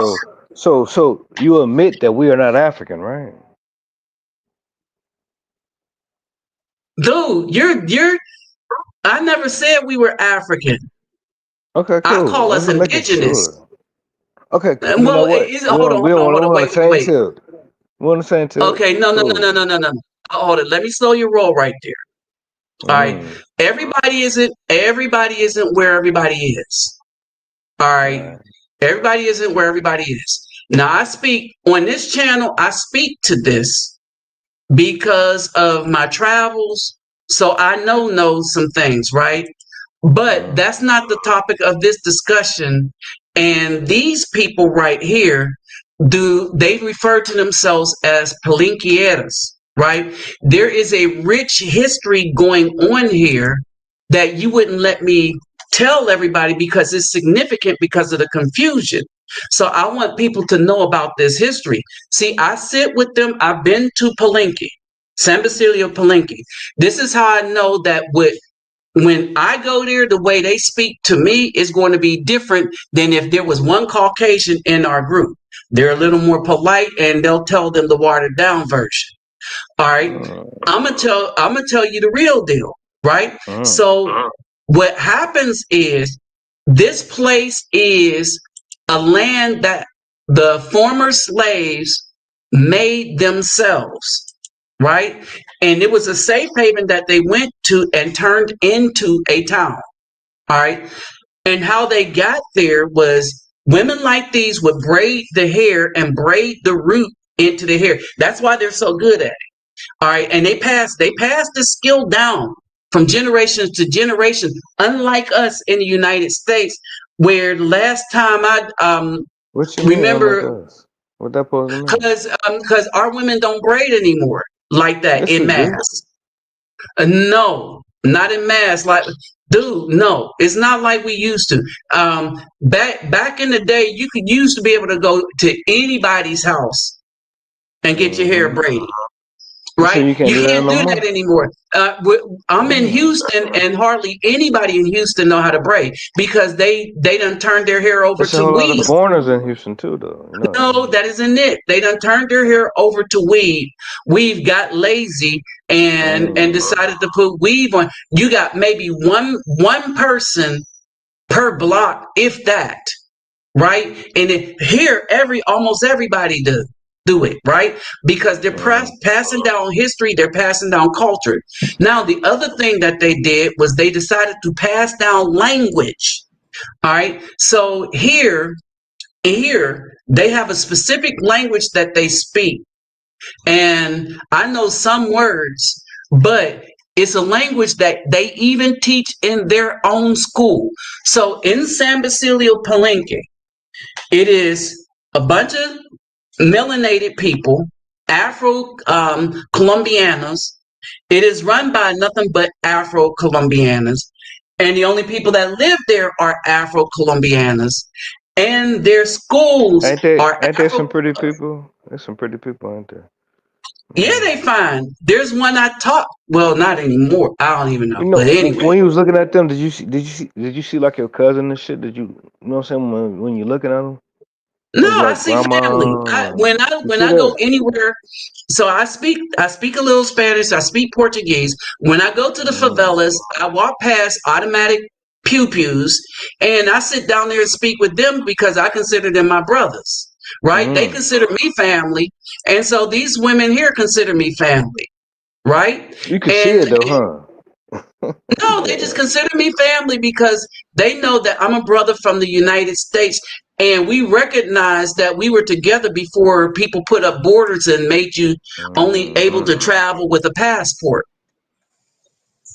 All Yeah. right. So this is not lost on us. Right. And so they Hold do on. They creative realize things. that too, or you just realized that? Hold on, hey, brother, you gotta let the man finish. You keep cutting off the host. Gotta slow it down real quick, homie. Okay. So let the Because you're man finish, missing a man. lot. Please. I'm telling Okay. you, they realize more than we do. I'm Mm. telling you, they are way ahead of. They embrace their culture. They pass it down. They teach their language to the children and Spanish, right? And their language is not African. It's language Mm-hmm. they made. Is language they made up so that the slavers would never understand what they were talking about, Kind of like text. so that they Yeah. could never find a city. And it is so distinct that it is not AAVA where we take English and then switch it around and make it pig Latin. No, it's a completely different. Let me tell you what this is equivalent to. It's Mm-hmm. equivalent to in Star Trek how they made a Klingon language.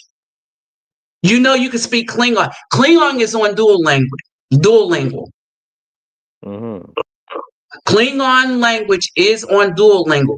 It's on Google Translate. Klingon, right? Their language is the same way that they created a language from nothing during those days and passed that language down in their schools, and they speak it in that town exclusively unless they're doing tours with like say the Spanish, like the people from Colombia or wherever that like tourism. All So right. basically, So you it's saying a like they made their own little not tut patois basically no, no, no. type shit. You can say Tutnese. Okay. Yeah, but it's distinct. They made their own language, which is distinct from any other language that only they speak. So they're Mm. bilingual, and they teach it to their children. So their children are bilingual in this language, and they speak it in that town, and they don't teach it to any. They have some words up on the thing, like when you go into the town, there is a wall with some of the painting on it showing you the difference between the words they use and the words in Spanish, right? But they don't teach this language to anybody except for people in San Basilio, Palenque, right? It's not Was it Spanish. easy for you to catch on to it? Like, and was it easy? Well, I don't know it is because I'm not there enough to go. I would need to go. Mm. Like I have enough of them as friends. If so, there was one woman I was dating. Hmm. Oh, you can hear me still? Okay, there was one Yeah, I woman can I hear was dating. Okay, no, my screen went dark. There was one woman I was dating here. And some of the guys might recognize. You hear me still?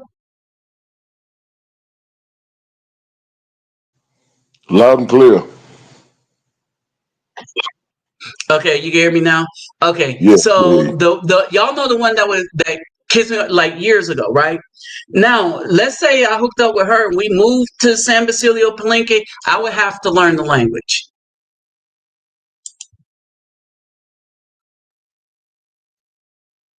Man, I don't know what's going on now. Interesting.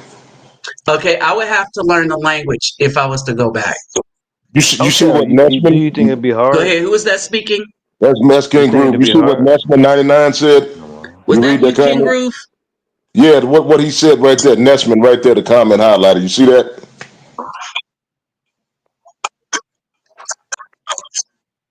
Hold on, let Nabi? me do this right. What they got to do with anything? Nah, bro, we was talking about girls braiding hair and about American black girls not braiding no hair no more. So that's exactly what it's got to do with it. Man, please, I know a whole lot of black girls in America that's braiding hair, man. At a I don't buy shop, that shit. hold on, licensed at a shop out their grandmama's basement. What you talking about? You trying to defund us, nigga? No, nigga, we still doing this shit. Nigga, who is we? You braiding hair, my nigga? If I want to, nigga. Nigga, Watch well your then language, you y'all. feminine. Hold on, hold on. Slow your roll, slow your roll. All right, because I didn't have this disrespect here. Watch your language here. I ain't trying to disrespect you. I'm talking about the homie, man. All Like, right. calm down, nigga. Yeah, No, no, I'm no, like, no. well, But what I'm brother, saying I'm, is chill with the the N word, language though, I'm here. not brother. trying to come at her no We could sideways, disagree, man. brother. I'm just trying to have a conversation, It's nigga. just the N word, brother. We are just chill with the N word, brother, Okay, to get the okay, channel, brother. I got you. I got you. I got chill. you. I got Yeah, you. I got you. I got you. My cool, bad. cool. Yeah. No, we still braiding over here and shit like that, man. We ain't fell Yeah. All off. right. You trying to act like we fell off? We ain't fell off. No.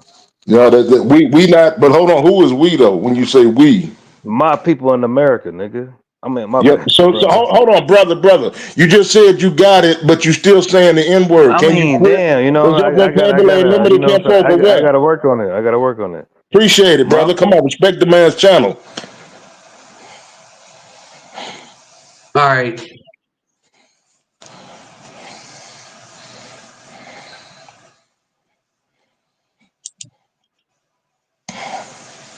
All right. Just do it like that. All right. So yeah. Let's see.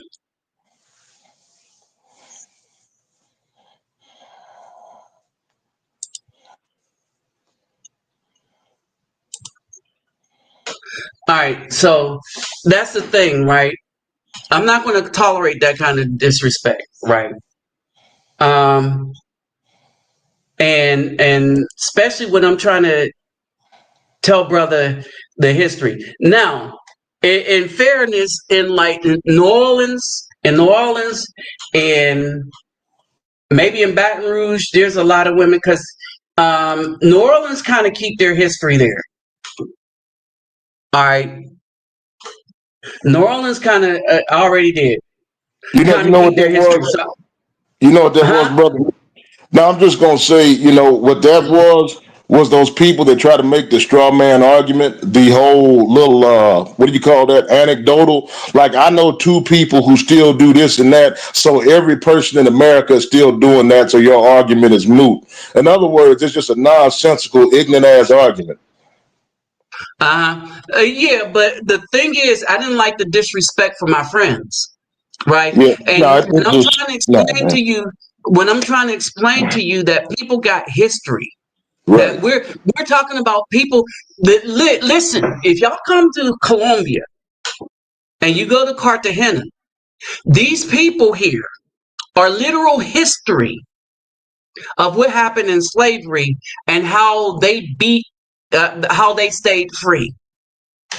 These people are literal history of how they stayed free. You see what I mean? And so you don't keep interrupting when somebody's trying to teach you some stuff like that, right? When somebody's trying to teach you, you don't interrupt like that. They are further ahead of the curve than us.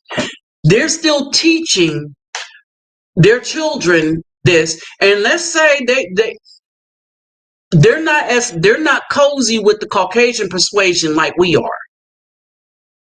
thinking that they mean us some good overall, right? They look at people that come there want to take pictures is because this is how it is. Their history is so deep that most people that travel, in order to say they've been to Cartagena, has to get a picture with them, right? They are when you go into the stores and stuff like that, they have a lot of pictures of them. All right. They have photographs of them. All right. And the reason why they have the photographs of them, because what they did and their history is astounding.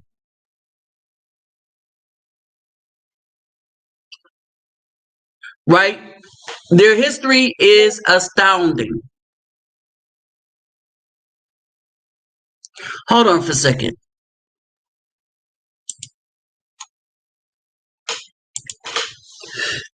The history of these women is astounding. And people aren't understanding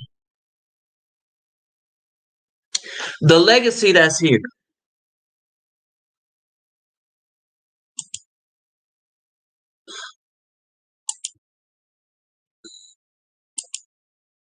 Hold on for a second. I'll be right back. Hey, you can carry on, King Bruce.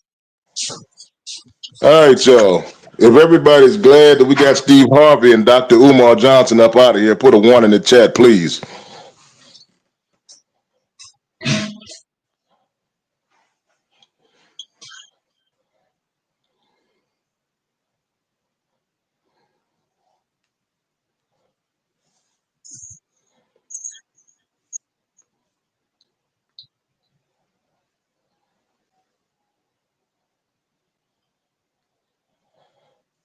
Yeah, well, there it is. It's unanimous. Yeah, we over here trying to learn. Nabi's over here trying to teach. Brothers are trying to, build with knowledge. You know what I'm saying? We can't have that nonsense over here, man. But shout out to the brothers in the chat, brothers that have been here, been supporting. We appreciate y'all. Nabi got the wisdom. That brother he gonna bring some truth, man, for real. But a lot of time, what ends up happening on other channels, these guys be listening with their girlfriend, and their girlfriend will try to, egg them on to get them to call in to try to disrupt the positive energy. And this is what we get. The black woman is speaking through him, because it almost sounded like I could hear somebody whispering in the background. So there was either one or multiple, probably 400-pound BAWs with purple Barney the dinosaur and baby bop bonnets on over there trying to get this man to say something ignorant, because we don't deal with them. That's why I asked him, who are us? Who is our people? Who do you mean? You know, the scripture says separate from rebellious people. You're not supposed to stay with them. We don't do that over here, man. This is not the place for simping. This is not Simpville. We're here for, you know what I'm saying, knowledge, and we want the pretty women. We don't want nothing that look like Godzilla with a lace front wig on. We don't do that.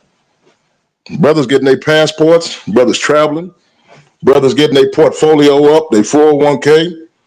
You know, brothers trying to get their retirement, put something away for their family members, trying to build something, get some land. All that. Positivity, man.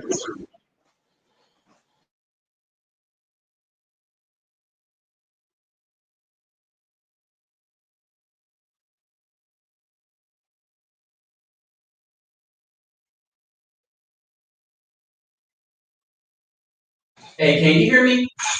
Cortez Smith, you crazy. Say you sound like his mama. You wild, boy. Out of line. Can y'all hear me? Yeah, we can hear you, bro. All right, so I had forgot about some stuff. I'm taking care of real quick. But the point that I was trying to make, right, that from traveling, I learned a lot. And the thing got ridiculous when I'm trying to teach this guy who these people really are, right? And it didn't matter where that they were African or whatever, because they don't see themselves like that. They see themselves as Palenqueros because they created that town from scratch with their own language from scratch.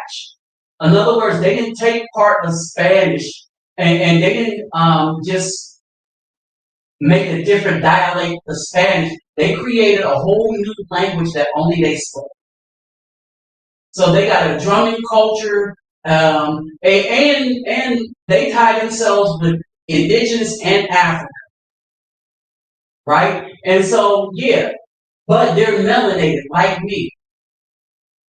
All right, and they're and there's a lot to be proud of, but a lot of people try not to give them credit, or that to sit there on something and not try to understand what a brother is saying is in the place that he's talking about is just a level of ignorance, and that's why I got ready. Right? It was that level of ignorance, that level of disrespect. And if I tell you one time, watch your language, because this isn't one of them channels, right? I'm not going to have the beef, and I'm not going to have the one that starts the disrespect to continue it, right? And this is the problem. Again, goes back to the title. This is why the BC will never have anything. Because as soon as we get good and start talking solutions, and the solutions don't involve the people that are causing the problems, the people that are causing the problems will send in moles and ops to try to destroy the conversation. And that's what I think happened here. Because why can't you hold your tongue when I tell you what I won't tolerate as far as language? I mean, period. You know, so go ahead, King Brew. You got the floor. Yeah, hey, and I want to say something to you. Look here, bro.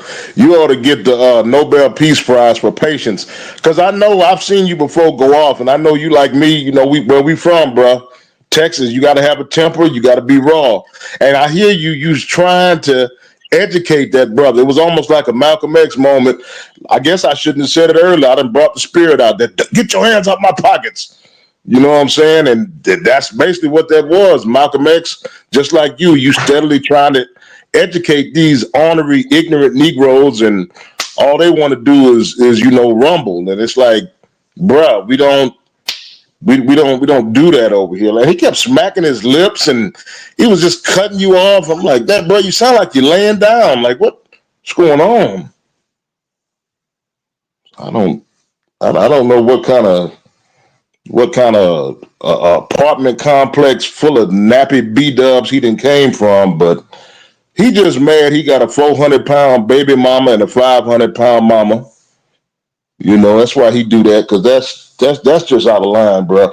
And to win an argument, I asked him, I said, do you braid hair? He said, I'll braid. I'm like, dang, bro, you gonna put your hands on another man just to prove a point? Like, I don't know about that, Ken Folk. Like, you a wild boy for that one. Got some Let's characters see if out here, this bro. will work. Lord have mercy. I had to charge my mic. Oh, hold on. You didn't hear that. See if this worked. All right. Okay. Look like this charger worked. But anyway, yeah. So, there we go. But yeah, I wasn't. Yeah, I just don't play that kind of mess, right? And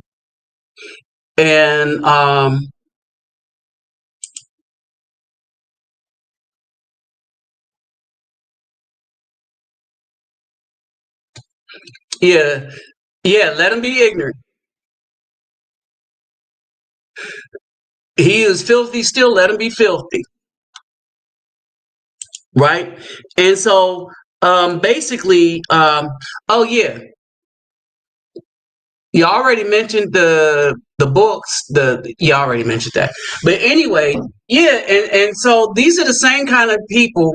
Like, I pass out soccer balls and stuff.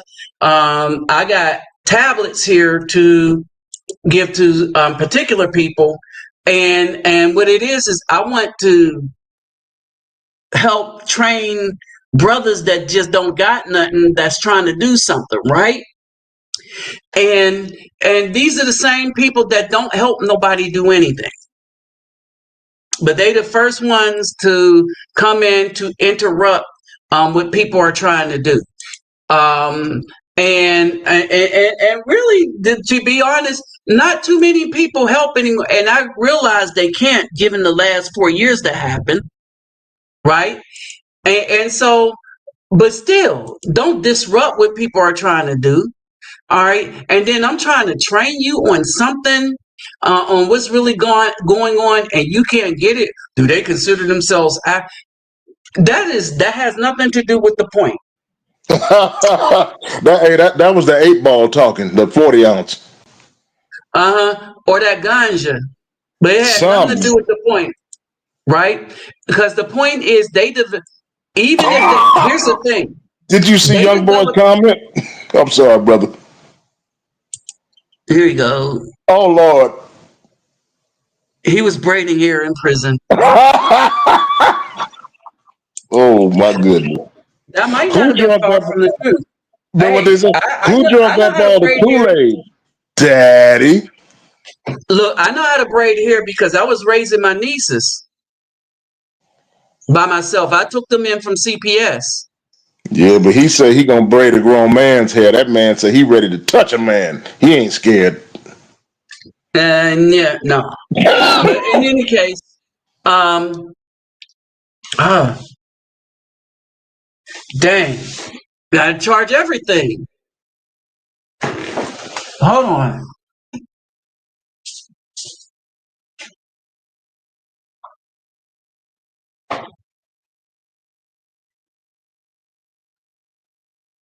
Everything lost juice. I didn't expect to be here this long. I'm headed back to another city tomorrow. I'm headed back. So when I come here, I have people that I come see in this place where I'm at. I'm in Cartagena. Hey, what's up, Cornelius? Um, and in Barranquilla.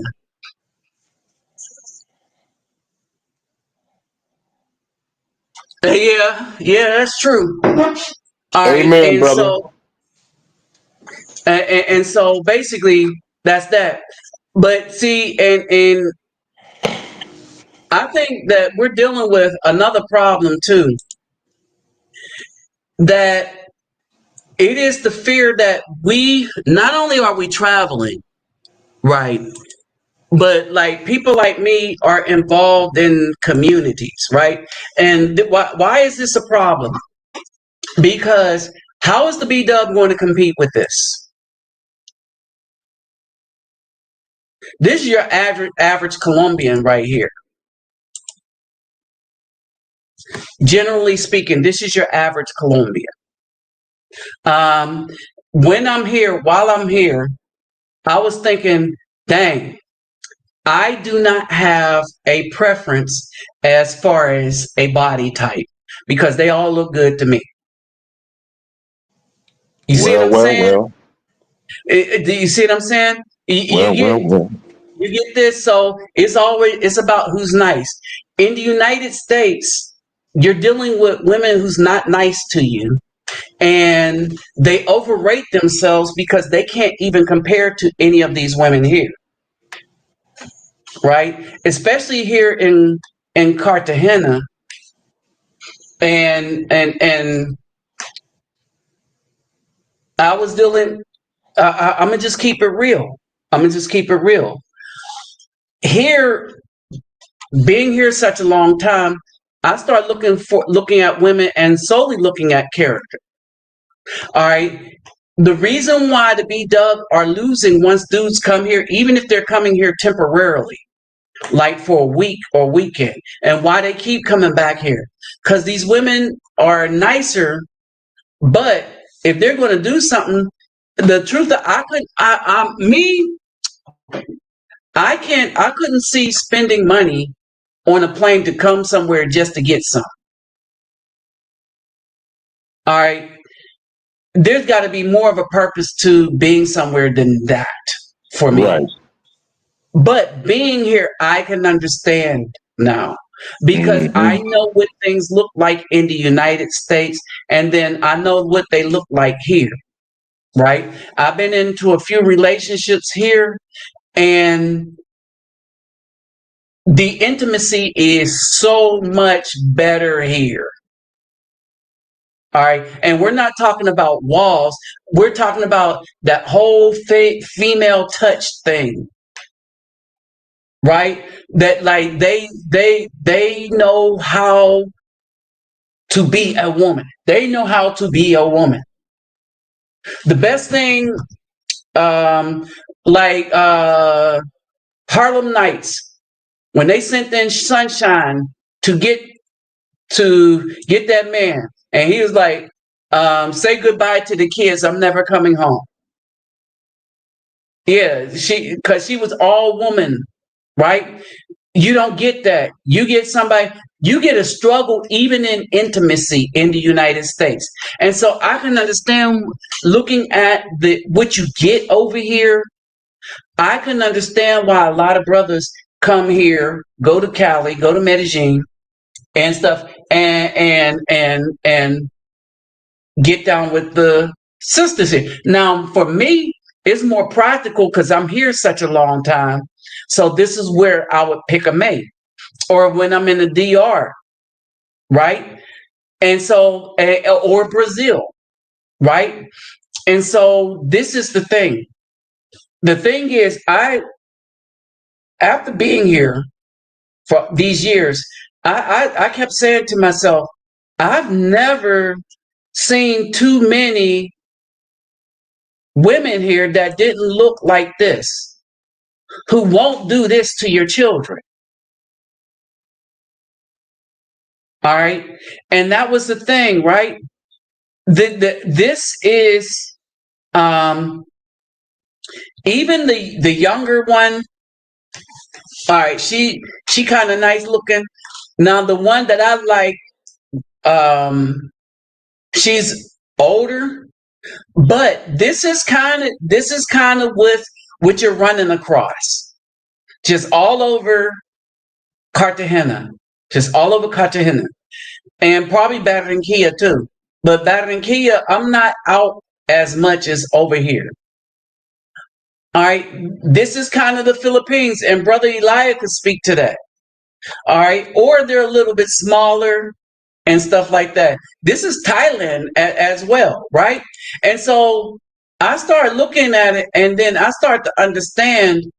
I was like, oh, okay, I get it. I still wouldn't do it, spending because I'm frugal because of what I do for youth, right? So I'm very frugal, but I'm not spending a lot of money to get some. But I understand. I now am starting to understand because when you go back, being in a relationship with a woman here, the intimacy is different. It's like you're with a woman. You're not struggling. It's not a battle for performance, if you know what I mean. So you're with your woman. You're not just trying to perform in order to please somebody so that they won't talk about it. No, you're just enjoying the moment. You're with your woman. You're together because y'all want to be, and it's a mutual thing.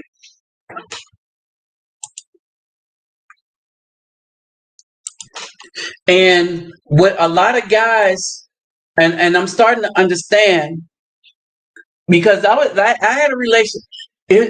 Everything was a struggle. Intimacy was a struggle.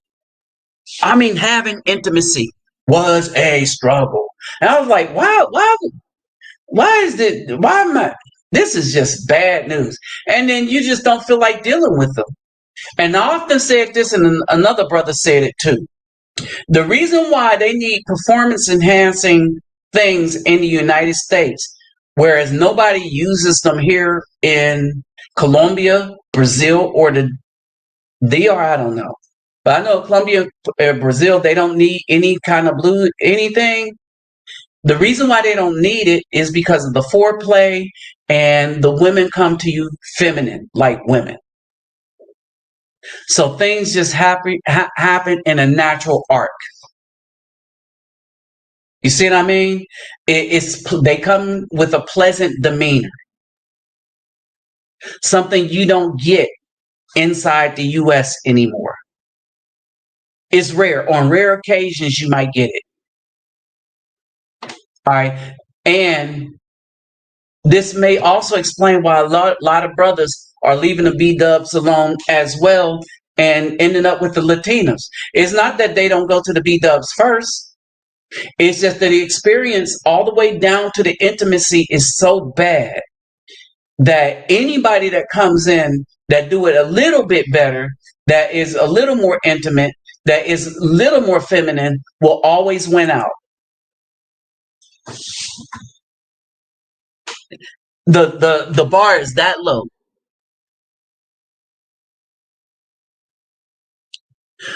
Under the live, exposing that issue about Beta.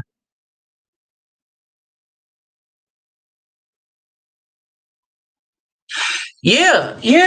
And it's something I was like, it's every aspect of being with them is tough, it's rough, it's just work and stress, right? Work and stress. And brothers don't want work and stress. We don't want to come home to work and stress for intimacy, or a woman that don't feel like doing anything anytime.